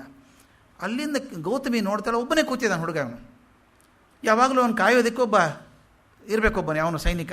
ಅವನು ಯಾರೂ ಇಲ್ಲ. ಆಕೆ ಓಡಿ ಬಂದು ನೋಡ್ತಾಳೆ, ಹಾಗೆ ಕೂತಿದ್ದಾನೆ, ಕಣ್ಣು ಮುಚ್ಕೊಂಡು ಧ್ಯಾನ ಮಾಡ್ತಾ ಕೂತಿದ್ದಾನೆ. 7 ವರ್ಷದ ಮಗು. ಎಷ್ಟು ಧ್ಯಾನದಲ್ಲಿ ಮಗ್ನ ಆಗಿದ್ದ ಅಂದರೆ ಆಕೆ ಬಂದು ಸಿದ್ಧಾರ್ಥ ಅಂತ ಕೂಗಿದ್ರು ಕೇಳಿಸ್ತಿಲ್ಲ. ಆಕೆ ಗಾಬರಿ ಆಯಿತು, ಇದೇನಪ್ಪ ಹಿಂಗೆ ಕೂತಿದ್ದಾನೆ ಇವನು ಕಲ್ಲಂಗೆ. ಗಂಡನ ಕರೆದ್ಲು. ಒಂದು 100 ಜನ ಬಂದು ಸುತ್ತಲೂ ನಿಂತರೂ ಕೂಡ ಎಚ್ಚರ ಇಲ್ಲ ಮೈ ಮೇಲೆ ಅವನಿಗೆ. 7 ವಯಸ್ಸಿಗೆ ಆ ಧ್ಯಾನ ಮಾಡುವಂಥ ಮನಸ್ಸು ಬಂದುಬಿಡ್ತು ಅವನಿಗೆ. ಅವ್ರು ಹೇಳ್ತಾರೆ, ಸುತ್ತಲಿನ ಪರಿವೇ ಅಲ್ಲ, ಈ ಹುಡುಗನ ಏಕಾಗ್ರತೆಯ ಬಗ್ಗೆ ನಮಗೆ ಆಶ್ಚರ್ಯ ಆಯಿತು ಅಂತ ಹೇಳ್ತಾರೆ. ಗುರಿ ಇಟ್ಟು ಬಾಣ ಬಿಡೋ ಕೆಲಸ. ಬಾಣ ಬಿಡಬೇಕು. ಇವನು ಗುರುಗಳಿಗೆ ಪ್ರಶ್ನೆ ಕೇಳೋದು ಗುರುಗಳಿಗೆ ಬಹಳ ಕಿರಿಕಿರಿ ಆಗ್ತಾಯಿತ್ತು. ಸಾಮಾನ್ಯವಾಗಿ ಮೇಷ್ಟ್ಗಳಿಗೆ ಸ್ಟ್ಯಾಂಡರ್ಡ್ ಕ್ವಶನ್ಸ್ ಉತ್ತರ ಕೊಡೋದು ಬಹಳ ಸುಲಭ. ಈ ವಿಚಿತ್ರ ಕ್ವಶನ್ ಕೇಳಿದ್ರೆ ಉತ್ತರ ಕೊಡೋದು ಕಷ್ಟ ಆಗುತ್ತೆ. ಆ ಹುಡುಗ ಕೇಳಿದ, ಬೇಟೆ ಯಾಕೆ ಆಡಬೇಕು, ಬಾಣ ಬಿಲ್ಲು ಕಲಿಯಬೇಕು ಯಾಕೆ ನಾವು? ಇಲ್ಲಪ್ಪ, ಪ್ರಾಣಿ ಹೊಡಿಬೇಕಾದ್ರೆ ಮತ್ತು ಬಾಣ ಬೇಕಲ್ಲ, ಹತ್ತಿರ ಹೋಗೋಕ್ಕಾಗತ್ತಾ ನೀನು? ಹುಲಿ ಬಂದರೆ ಹತ್ತಿರ ಹೊಡೆಯೋಕ್ಕಾಗತ್ತಾ? ಬಾಣ ಬಿಡಬೇಕು, ಅದನ್ನ ಯಾಕೆ ಹೊಡಿಬೇಕು ಅಂತ ಕೇಳ್ದ. ಬೇಟೆ ಆಡೋದು ಮತ್ತು ಅದೇನಲ್ವಾ, ತೊಂದರೆ ಕೊಡ್ತದೆ ಅದು. ಪ್ರಾಣಿ ಯಾಕೆ ಕೊಲ್ಬೇಕು ನಾವು? ಅದು ಕಲಿಬೇಕಪ್ಪ ನಿನ್ನ ಬೇಟೆ ವಿದ್ಯೆ. ನಮ್ಮ ಮನೆ ನೀನು ಹೇಳಿದ್ದೆ ಅದನ್ನು. ಅವನು ಭಾಳ ಚಂದ ಕೇಳ್ತಾನೆ, ನಮಗೆ ಹೆಂಗೆ ಟ್ರೈನಿಂಗ್ ಕೊಡ್ತೀರೋ ನೀವು, ಬೇಟೆ ಹಿಂಗೆ ಆಡಬೇಕು, ಹಿಂಗೆ ಹೊಡಿಬೇಕು ಪ್ರಾಣಿಗಳನ್ನು ಅಂತ. ಅವಕ್ಕೂ ಯಾರಾದರೂ ಟ್ರೈನಿಂಗ್ ಕೊಟ್ಟರೆ ಮನುಷ್ಯರನ್ನ ಹೆಂಗೆ ಹೊಡಿಬೇಕು ಅಂತ ನಮ್ಮ ಗತಿ ಏನಾಗುತ್ತೆ? ಅದರಿಂದ ಮಾಡಬಾರ್ದು, ನಾವು ಹೊಡಿಬಾರ್ದು, ಪ್ರಾಣಿ ಬೇಟೆ ಆಡಬಾರ್ದು ಅಂತ ಹೇಳ್ತಾನೆ. ಸಂಸ್ಕೃತದಲ್ಲಿ ಕಲಿತಾ ಇದ್ದ. ಅಪ್ಪನಿಗೆ ಆಸೆ ಸಂಸ್ಕೃತ ಚೆನ್ನಾಗಿ ಕಲೀಲಿ ಅಂತ. ಸಿದ್ಧಾರ್ಥ ಸಂಸ್ಕೃತ ಚೆನ್ನಾಗೇ ಕಲಿತ, ಎಲ್ಲ ಪಾಠಗಳು ಆಯಿತು. ಆದರೆ ಅವನ ಮನಸ್ಸಿನಲ್ಲಿ ಬಂದಂಥ ವಿಚಾರ ನೋಡಿ, 21ನೇ ಶತಮಾನದಲ್ಲಿ ನಮಗೆ ಬರೋದು ಕಷ್ಟ ಅದು. ಆತ ವಿಚಾರ ಮಾಡಿದ್ದು, ಸಂಸ್ಕೃತ ಭಾಷೆ ಚೆಂದಾಗಿದೆ, ನನಗೆ ಅರ್ಥ ಆಯಿತು. ಸುತ್ತಮುತ್ತಲಿದ್ದಾರಲ್ಲ, ರೈತರಿದ್ದಾರಲ್ಲ, ಅವ್ರಿಗೆ ಬರೋಲ್ಲ, ಅವ್ರಿಗೆ ಅರ್ಥ ಆಗೋದು ಹೇಗೆ? ಈ ಜ್ಞಾನ ಅವ್ರನ್ನ ಮುಟ್ಟೋದು ಹೇಗೆ? ಹಾಗಾದರೆ ಅವ್ರಿಗೆ ಅರ್ಥ ಆಗೋ ಭಾಷೆಯಲ್ಲಿ ಹೇಳಬೇಕಲ್ವ ನಾನು? ಇದನ್ನು ದಯವಿಟ್ಟು ನೆನಪಿಡ್ಬೇಕು. ಯಾಕಂದರೆ ಮುಂದೆ ಬುದ್ಧ ಆದಾಗ ಆತ ಪ್ರವಚನಗಳನ್ನು ಕೊಟ್ಟದ್ದು, ಉಪದೇಶ ಕೊಟ್ಟದ್ದು ಪಾಲಿ ಭಾಷೆಯಲ್ಲಿ. ಅಂದರೆ ಸಂಸ್ಕೃತದಲ್ಲಿದ್ದಂಥ ಜ್ಞಾನವನ್ನು ಅರಗಿಸ್ಕೊಂಡು ಅವ್ರಿಗೆ ಅರ್ಥವಾಗುವ ಭಾಷೆಯಲ್ಲಿ ಹೇಳಬೇಕು ಅಂತ. ಅವತ್ತು ಹುಡುಗನಿಗೆ ತಲೆಗೆ ಹೊಳೆದಿದೆ ಅದು. ಶಾಸ್ತ್ರಗಳನ್ನು ಕಲಿಸುವಾಗ ಬರೀ ನಾನು ಸಂಸ್ಕೃತ ಹೇಳ್ತೇನೆ, ಪ್ರಯೋಜನ ಇಲ್ಲ. ಜನರಿಗೆ ಅರ್ಥ ಆಗುವ ಭಾಷೆಯಲ್ಲಿ ಇಲ್ಲದೆ ಹೋದರೆ ಅದು ಬರೀ ಬಾಯ್ಪಾಠ ಮಾತ್ರ ಆಗ್ತದೆ, ಹೊರತಾಗಿ ಹೃದಯಕ್ಕೆ ಮುಟ್ಟಲ್ಲ ಅಂತ. ಕುದುರೆ ಸವಾರಿ ಬಗ್ಗೆ ಆಸಕ್ತಿ ಹುಡ್ತವನಿಗೆ. ಅವನ ಚಂದಕ ಅನ್ನೋನು ಸಣ್ಣ ಸಣ್ಣ ಕುದುರೆಗಳನ್ನು ಮಾಡಿ ತಂದು ಕೊಡ್ತಿದ್ದ, ಮರದ ಕುದುರೆಗೆ ಮಾಡಿಕೊಡ್ತಿದ್ದ. ಅವನಂದ ಈ ಕುದುರೆ ಬರೀ ಇಲ್ಲಿ ನಿಂತಲ್ಲೇ ಹೋಗುತ್ತೆ, ಮುಂದೆ ಹೋಗೋದೇ ಇಲ್ಲ ಇದು. ಈ ಮರದ ಕುದುರೆ ಅಲ್ಲೇ ಸುತ್ತಾಡುತ್ತೆ, ದೂರ ಹೋಗಲ್ಲ, ಒಳ್ಳೆ ಕುದುರೆ ಕೊಡು ಅಂತ, ಕುದುರೆ ಮೇಲೆ ಕೂಡಿಸು ಅಂತ. ಅವನು ಹೇಳ್ತಾನೆ, ಬೇಡಪ್ಪ, ದೊಡ್ಡ ಕುದುರೆ ನೀನು ಕಂಟ್ರೋಲ್ ಮಾಡೋಕ್ಕಾಗಲ್ಲ, ಸಣ್ಣ ಕುದುರೆ ಮರಿ ತಂದು ಕೊಡ್ತೀನಿ ನಿಮಗೆ ಅಂತ. ಈ ಕುದುರೆ ಮರಿದೊಂದು ದೊಡ್ಡ ಸ್ಥಾನ ಇದೆ ಬುದ್ಧನ ಜೀವನದಲ್ಲಿ. ಒಂದು ಸಣ್ಣ ಕುದುರೆ ಮರಿ ತೊಗೊಂಬರ್ತಾನೆ, ನೀನು ಇದನ್ನು ಪಳಗಿಸು, ಆರು ಒಮ್ಮೆ ಹತ್ತಕ್ಕೆ ಹೋಗಬೇಡ, ಅದು ಓಡೋಗುತ್ತೆ ಜೋರಾಗಿ, ಹಿಡ್ಕೊಳ್ಳೋಕೆ ಕಷ್ಟ ನಿನಗೆ, ನಾನು ಹಿಡ್ಕೊಂಬರ್ತೀನಿ. ಆ ಚಂದಕ ಹಿಡ್ಕೊಂಡು ಓಡಿಸ್ತಾ ಇರ್ತಾನೆ, ನಿಧಾನಕ್ಕೆ ಓಡಿಸ್ತಾನೆ. ಒಂದು 2 ತಿಂಗಳಾದಮೇಲೆ ಆ ಕುದುರೆಗೆ ಒಂದು ಹೆಸರು ಇಡಬೇಕಲ್ಲ, ಕುದುರೆ ಮರಿಗೆ ಕಂಥಕ ಅಂತ ಹೆಸರಿಡ್ತಾನೆ. ಕಂಥಕ ಅಂತ ಕುದುರೆ ಹೆಸರು ಕಂಥಕ. ಅದು ಎಷ್ಟು ಪ್ರೀತಿ ಕುದುರೆ ಅಂದರೆ ಇವನು ಹೇಳಿದ ಅರ್ಥ ಆಗ್ತಿರ್ತದೆ, ಮಾತಾಡಿದ್ದು. ಸಾಮಾನ್ಯವಾಗಿ ಕೆಲವು ಪ್ರಾಣಿಗಳಿಗೆ ಹಂಗಿರ್ತದೆ, ಯಜಮಾನ ಮಾತಾಡಿದ್ದು ಅರ್ಥ ಆಗಿಬಿಡೋ ಹಂಗಿರ್ತದೆ. ಎಲ್ಲಿವರೆಗಂದರೆ ಅವನು ಏನು ಹೇಳ್ತಾನೆ ಮಾಡೋದು, ಬಾ ಅಂದರೆ ಬಂದುಬಿಡೋದು, ಹೋಗು ಅಂದರೆ ಮಾತು ತಿಳಿಬೇಕು ಅದಕ್ಕೆ. ಆ ಥರದ ಕಂಥಕ ಇವನ ಜೀವದ ಗೆಳೆಯ ಆಗಿಬಿಡ್ತದೆ. ಅವನ ಸಂತೋಷ ಅಂದರೆ ಅದು ಒಂದೇ. ಮನೆ ಬಿಟ್ಟ ತಕ್ಷಣ ಕಂಥಕದ ಮೇಲೆ ಕೂತ್ಕೊಂಡು ತಿರುಗಾಡ್ಕೊಂಡು ಬರಬೇಕು, ಅದೊಂದೇ ಕೆಲಸ ಅವನು. ಹೀಗೆ ಕಂಥಕನ ಬೆಳೆಸ್ಕೋತಾನೆ, ಅದರ ಸೇವೆ ಮಾಡೋದು ಅದೆಲ್ಲ ಇರ್ತದೆ. ಆಮೇಲೆ ಚಂದಕ ಒಂದು ಸಲ ಅವನ ಜೊತೆ ಓಡಿಸ್ತಿರ್ಬೇಕಾದ್ರೆ ಈ ಕುದುರೆ ಜೋರಾಗಿ ಓಡಿ ಹೋಗ್ಬಿಡುತ್ತೆ. ಹಿಂದೆ ಓಡಿ ಓಡಿ ಉಸಿರು ಗಟ್ಟಿಬಿಟ್ಟು ನಿಂತ್ಕೊಂಡ್ಬಿಡ್ತಾನೆ ಅವನು. ಯಾಕೋ ಚಂದಕ ಹಿಡಿಲಿಲ್ಲ ಅದನ್ನು ಅಂತ. ಸ್ವಾಮಿ, 15 ವರ್ಷ ಹಿಂದೆ ಆಗಿದ್ದರೆ ಅದಕ್ಕಿಂತ ಜೋರಾಗಿ ಓಡಿ ಹೋಗ್ತಿದ್ದೆ ನಾನು. ಕುದುರೆ ಮರಿಯೋದೆಲ್ಲ 10 ವರ್ಷ ಸಣ್ಣವನಾಗಿದ್ದು, 15 ವರ್ಷ ಸಣ್ಣವನಾಗಿದ್ದರೆ ಕುದುರೆಕ್ಕಿಂತ ಮುಂದೆ ಓಡಿ ನಿಲ್ಲಿಸ್ತಿದ್ದೆ. ಮತ್ತೆ ಈಗ ಯಾಕೆ ನಿಲ್ಲಿಸಲ್ಲ ಅಂತ. ವಯಸ್ಸಾಯ್ತಲ್ಲ, ಓಡೋಕ್ಕಾಗಲ್ಲ. ಯಾಕೆ ಓಡೋಕ್ಕಾಗಲ್ಲ? ಶಕ್ತಿ ಕಮ್ಮಿ ಆಯಿತು. ಶಕ್ತಿ ಯಾಕೆ ಕಮ್ಮಿ ಆಯಿತು? ವಯಸ್ಸಾದ ಶಕ್ತಿ ಕಮ್ಮಿ ಆಗ್ತದೆ. ಅಂದರೆ ಭದ್ರ ಇದ್ದಾನಲ್ಲ ನಿಮ್ಮ ತಂದೆ, ಹಂಗಾಗತ್ತಾ ಅಂತ. ಅದು ಕಡೆ ಹದ್ದ. ಶಕ್ತಿ ಕಮ್ಮಿ ಆಗ್ತಾ ಬರುತ್ತೆ. ಹಾಗೆ ಶಕ್ತಿ ಕಮ್ಮಿ ಆದರೆ ನಮ್ಮ ಉತ್ಸಾಹ ಕಮ್ಮಿ ಆಗಲ್ವಾ? ಆಗ್ತದೆ, ಕಮ್ಮಿ ಆಗ್ತದೆ. ಶಕ್ತಿ ಉತ್ಸಾಹ ಎಲ್ಲ ಕಮ್ಮಿ ಆಗ್ತದೆ. ಅಂದರೆ ಮನುಷ್ಯನ ಜೀವನದಲ್ಲಿ ಬರುವಂಥ ಹಂತಗಳಿವೆ, ಏನೂ ಮಾಡೋಕ್ಕಾಗಲ್ಲ ನಿನಗೆ ಅಂತ ಹೇಳ್ತಾನೆ. ಮತ್ತೆ ತಲೆ ಕೆಟ್ಟುಬಿಡ್ತು ಆನಂದನಿಗೆ. ಹಾಗಾದರೆ ವಯಸ್ಸು ಯಾಕೆ ಆಗ್ಬೇಕು ನಮಗೆ? ವಯಸ್ಸೇ ಆಗಬಾರ್ದಲ್ಲ? ಪುಟ್ಟ ಹುಡುಗನ ಪ್ರಶ್ನೆ ಅದು. ಅವನು ತನ್ನ ವಯಸ್ಸು ಆಗಬೇಡ ಅಂದರೆ ಬಿಡೋಕ್ಕಾಗಲ್ಲಪ್ಪ, ವಯಸ್ಸು ಆಗೇ ಆಗ್ತದೆ, ಶಕ್ತಿ ಕುಂದುತ್ತದೆ, ವೃದ್ಧಾಪ್ಯ ಬರ್ತದೆ, ಕೊನೆಗೊಂದು ದಿವಸ ಸಾವು ಬರ್ತದೆ ಅಂತ ಹೇಳ್ತಾನೆ. ಹೀಗೆ ಮಾತಾಡುವಾಗ ಅವನ ಮುಂದೆ ಒಂದು ಹಂಸ ಪಕ್ಷಿ ಬಂದು ಬೀಳ್ತದೆ. ಇದೊಂದು ದೊಡ್ಡ ಘಟನೆ ಅವನ ಜೀವನದಲ್ಲಿ ಆಗುವಂಥದ್ದು. ಒಂದು ಹಂಸ ಏನು ಬಿಳಿ ಹತ್ತಿದು ಉಂಡೆ ಇದ್ದಂಗಿದೆ, ಟಪ್ ಅಂತ ಮುಂದೆ ಬೀಳ್ತದೆ. ನೋಡ್ತಾನೆ ರಕ್ತ ಆಗಿಬಿಟ್ಟಿದೆ ಮೈಯೆಲ್ಲ, ಬಾಣ ಚುಚ್ಕೊಂಡ್ಬಿಟ್ಟಿದೆ.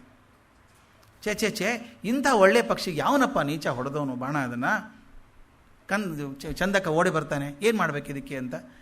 ಆ ಬಾಣ ತೆಗಿಬೇಕು. ನಿಧಾನಕ್ಕೆ ಬಾಣ ತೆಗೆದ್ರೆ ರಕ್ತ ಚಿಲ್ ಬಿಡ್ತದೆ, ಒದ್ದಾಡ್ತಾ ಇದೆ ಪಕ್ಷಿ. ಈ ಡಾಕ್ಟ್ರ್ ಕಡೆ ತೊಗೊಂಡು ಹೋಗೋಣ, ರಾಜವೈದ್ಯರ ಕಡೆ ತೊಗೊಂಡು ಹೋಗೋಣ ಅಂತ. ಚಂದಕ ಹೇಳ್ತಾನೆ, ಬೇಡ, ರಾಜವೈದ್ಯರ ಕಡೆ ಬೇಡ, ನನಗಿಲ್ಲೇ ಸೊಪ್ಪಿದೆ, ಆ ಸೊಪ್ಪನ್ನು ತಿಕ್ಕಿ ಹಚ್ಚಿಬಿಟ್ರೆ ಒಂದು 4-5 ದಿವಸದಲ್ಲಿ ಗುಣ ಆಗಿಬಿಡುತ್ತದೆ. ಅದಕ್ಕೆ ನೀರಲ್ಲಿ ತೊಳಿಬೇಕು. ತಾನೇ ಆ ಪಕ್ಷಿ ಹಿಡ್ಕೊಂಡು ಹೋಗಿ ನೀರು ಹಾಕಿ ತೊಳಿತಾನೆ ಸಿದ್ಧಾರ್ಥ. ತೊಳೆದು ಸ್ವಚ್ಛ ಮಾಡ್ತಾನೆ. ಅಟೋತಿಗೆ ಒಂದು ಹಸಿರು ಎಲೆ ಕುಟ್ಕೊಂಡು ತಂದು ರಸ ಹಾಕಿ ಕಟ್ತಾನೆ. ಅವಾಗ ಹೇಳ್ತಾನೆ, ಮನೆಗೆ ತೊಗೊಂಡು ಹೋಗ್ತೀನಿ. ಮನೆಗೆ ಹೋಗಬೇಡಪ್ಪ ನೀನು, ನಾನು ಮನೆ ಇಟ್ಕೋತೀನಿ ಅದನ್ನು. ದಿನಾಲೂ 3 ಸಲ 4 ಸಲ ಸಿದ್ಧಾರ್ಥ ಅವನ ಮನೆಗೆ ಹೋಗಿ ಔಷಧಿ ಫಲ ಆಯಿತಾ, ಗುಣ ಆಗುತ್ತಾ ನೋಡ್ತಾನೆ. 5-6 ದಿವಸ ಆದಮೇಲೆ ಕಮ್ಮಿ ಆಗ್ತದೆ ಅನ್ನೋ ಭಾವ ಇರ್ತದೆ. ಇದು ಯಾವಾಗ ಆ ಪಕ್ಷಿನ ತಂದು ರಕ್ತ ತೊಳಿತಾ ಇದ್ನಲ್ಲ ನೀರಲ್ಲಿ ಹಾಕಿ, ಆವಾಗ ದೇವದತ್ತ ಓಡ್ಬಂದು ಪಕ್ಷಿ ನಂದು ಅಂತ ಹೇಳ್ದ. ನಿಂದೆ ಹೆಂಗೆ ಪಕ್ಷಿ? ನಾನೇ ಬಾಣ ಬಿಟ್ಟದ್ದು. ಬಾಣ ಬಿಟ್ಟದ್ದು ನೀನಿರ್ಬೋದು, ಪಕ್ಷಿ ನಿಂದೆ ಹೆಂಗೆ ಆಗ್ತದೆ? ನಾನೇ ಹೊಡೆದದ್ದು. ನಮ್ಮ ಕ್ಷತ್ರಿಯರ ಪರಂಪರೆಯಲ್ಲಿ ಯಾರು ಬಾಣ ಹೊಡಿತಾರೋ ಆ ಪ್ರಾಣಿ ಅವ್ರಿಗೆ ಸೇರಬೇಕಾದದ್ದು. ಆಗ ಸಿದ್ಧಾರ್ಥ ಹೇಳ್ತಾನೆ, ನೋಡು, ನೀನು ಅದನ್ನು ಕೊಲ್ಲೋದಕ್ಕೆ ಬಾಣ ಬಿಟ್ಟವನು, ನಾನು ಉಳಿಸೋದಕ್ಕೆ ತೊಗೊಂಡವನು, ಉಳಿಸಿದವನು ದೊಡ್ಡವನು ಕೊಲ್ಲೋವನಕ್ಕಿಂತ ಅಂತ ಹೇಳ್ತಾನೆ. ಜಗಳ. ದೇವದತ್ತ ನಂದು ಅಂತ, ಇವು ನಂದು ಅಂತ ಇವನು.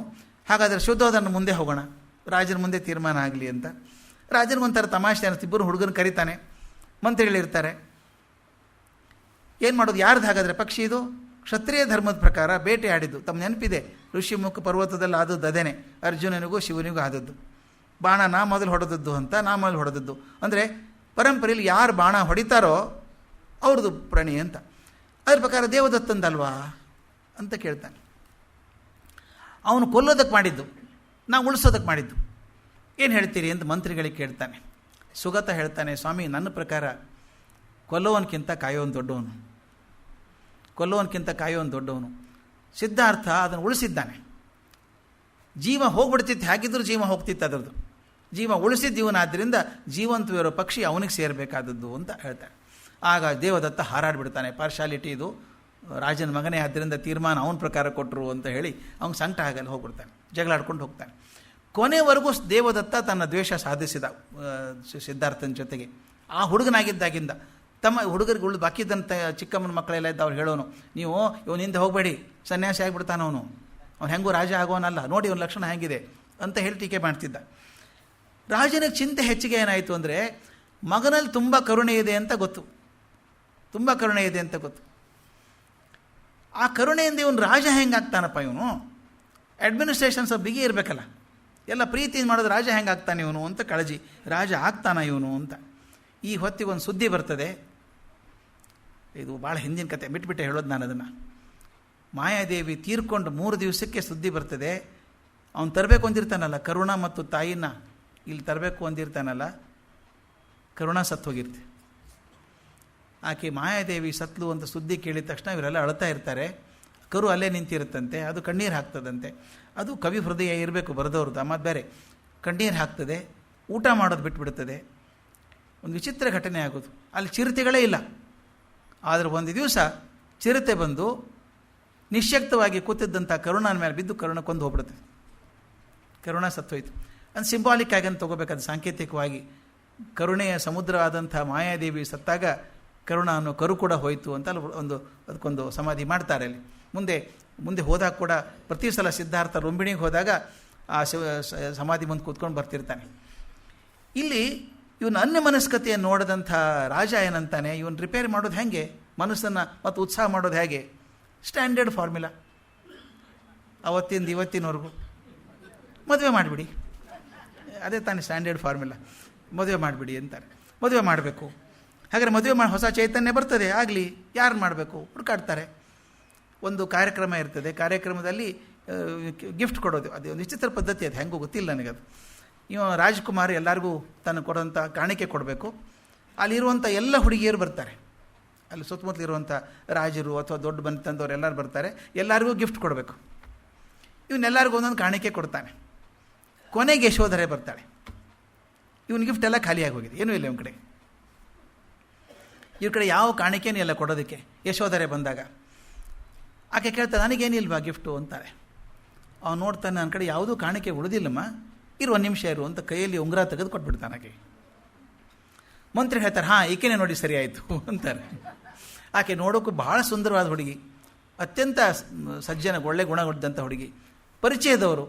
ಹೇಳಿದ್ನಲ್ಲ, ಶುಕ್ಲೋಧನನ ತಂಗಿಯ ಹೆಂಡತಿ, ತಂಗಿ ಮಗಳಿಗೆ ಒಳ್ಳೆ ಮನೆತನ ಗೊತ್ತಿರೋದಿದೆ. ಆ ಗಂಡನಿಗೆ ದಂಡಪಾಣಿ ಅಂತಾರೆ ಅಂತ ಹೇಳಿದ್ರು, ದಂಡಪಾಣಿ ಅಂತಿದ್ರು, ಮತ್ತು ಸುಪ್ರಬುದ್ಧ ಅಂತಿದ್ರು. ವಿಚಿತ್ರ ಪ್ರಸಂಗ ಏನು ಬಂತು ಅಂದರೆ, ಅವ್ರು ಒಪ್ಕೊಂಡ್ರು, ಸಿದ್ಧಾರ್ಥ ಆಗ್ತೀವಿ ಅಂದರೆ ಒಳ್ಳೇದಾಯ್ತಲ್ಲ, ರಾಜನ ಮಗ ಒಪ್ಕೊಡ್ಬೋದು ನನ್ನ ಮಗಳನ್ನ ಅಂತ ಅಂದ್ಕೊಂಡ್ರು. ಆದರೆ ಅವನ ಮನೇಲಿ ಪದ್ಧತಿ ಏನಿತ್ತು ಅಂದರೆ, ಸ್ವಯಂವರ ಥರ ಮಾಡಬೇಕು. ಯುದ್ಧ ವಿದ್ಯೆಗಳಲ್ಲಿ ಯಾವನು ಬಲಿಶಾಲಿ ಆಗಿದ್ದಾನೆ ಅವನಿಗೆ ಮಾತ್ರ ಕೊಡಬೇಕು. ನಮ್ಮಲ್ಲಿ ಒಂದು ಕಾಂಪಿಟೇಷನ್ ಇದೆ, ಸ್ಪರ್ಧೆ ಇದೆ. ಆ ಸ್ಪರ್ಧೆಯಲ್ಲಿ ಗೆದ್ದವರಿಗೆ ಕೊಡಬೇಕು ಅಂತ. ಶುದ್ಧೋಧನ ಅಂದ, ಅಯ್ಯೋ ಅಂದ, ವಿಚಾರ ಮಾಡೋ ಸ್ಪರ್ಧೆ ಇದೆ, ನನ್ನ ಮಗನೇ ಫಸ್ಟ್ ಬರ್ತಾನೆ. ಇವನು ಬಾಣ ಬಿಲ್ಲು ಬಿಡೋದು ಬಿಟ್ಟೇ ಬಿಟ್ಟಿದ್ದಾನೆ, ಮಾಡಲ್ಲ ಇವನು ಬಾಣ ಬಿಲ್ಲು ಬಿಡುವಂಥ ಕೆಲಸ, ಯುದ್ಧ ಕಲೆ ಹೆಂಗೆ ಮಾಡ್ತಾನೆ? ಕರೆದು ಕೇಳಿದಂತೆ, ನೋಡಪ್ಪ, ಆ ಹುಡುಗಿ ನಿಮ್ಮ ಮದುವೆ ಮಾಡಬೇಕು ಅಂತ ಮಾಡಿದ್ದೀವಿ, ಅಲ್ಲಿ ಸ್ಪರ್ಧೆ ಇದೆಯಲ್ಲೋ. ಏನು ಸ್ಪರ್ಧೆ? ಬಾಣ ಬಿಡಬೇಕು, ಖಡ್ಗ ಯುದ್ಧ ಇರುತ್ತೆ, ಕುದುರೆ ಹತ್ತೋದೆಲ್ಲ ಇರ್ತದೆ, ನಿನಗಿಷ್ಟ ಇದೆಯಾ ಅಂತ. ಅಯ್ಯೋ, ನಾನು ಮಾಡ್ತೀನಿ ಅಂದ ಅವನು. ನಾನು ಮಾಡ್ತೀನಿ. ಆ ಹುಡುಗಿ ಮದುವೆ ಆಗೋ ಸೆಕೆಂಡ್ರಿ, ನಾನು ಮಾಡ್ತೀನಿ, ಇದು ನನಗೇನು ಅಳಬುರ್ತಾನ ಇಲ್ಲ, ನನಗೆ ಅದು ಇಷ್ಟ ಇಲ್ಲ ಅಷ್ಟೇ, ಅದೆಲ್ಲ ಮಾಡ್ತೀನಿ ಅಂದ. ಹಂಗಾರೆ ಮಾಡು ಒಂದು. ಹೋದರು ಸ್ಪರ್ಧೆಗೆ. ದೇವದತ್ತ ಹೋದ, ಇನ್ನೊಂದಿಷ್ಟು ಜನ ರಾಜಕುಮಾರರು, ಇನ್ನಿಷ್ಟು ಜನ ಹುಡುಗರು ಹೋದರು. ಅದು ಸ್ಪರ್ಧೆ ನಡೀತಾ ಇತ್ತು. ಆ ಹೋದಾಗ ಅಪ್ಪ ಬೇಡ್ಕೋತಾನೆ ದೇವರಿಗೆ, ಮಾರಾಯ, ನನ್ನ ಮಗ ಗೆಲ್ಲಪ್ಪ, ನನಗಂತೂ ನಂಬಿಕೆ ಇಲ್ಲ ಗೆಲ್ತಾನೆ ಅಂತ. ಯಾಕಂದರೆ ಇವ್ರು ಅಲ್ಲಿ ಹೋಗಿ ವಿಚಾರ ಮಾಡೋನು, ಬಾಣ ಬಿಡ್ಬೇಕಾದ್ರೆ ವಿಚಾರ ಮಾಡೋ ಪೈಕಿ ಇವನು ಹೆಂಗಾಗ್ತದೆ ಅಂತ. ಆದರೆ ಸಿದ್ಧಾರ್ಥ ಹೇಳ್ತಾನೆ, ನಾನು ಗೆದ್ದುಕೊಂಡೇ ಬರ್ತೀನಿ, ಚಿಂತೆ ಮಾಡಬೇಡ ಅಂತ. ಆ ಗೆಲ್ಲೋದನ್ನು ನಾಳೆ ಗಮನಿಸೋಣ. ನಮಸ್ಕಾರ.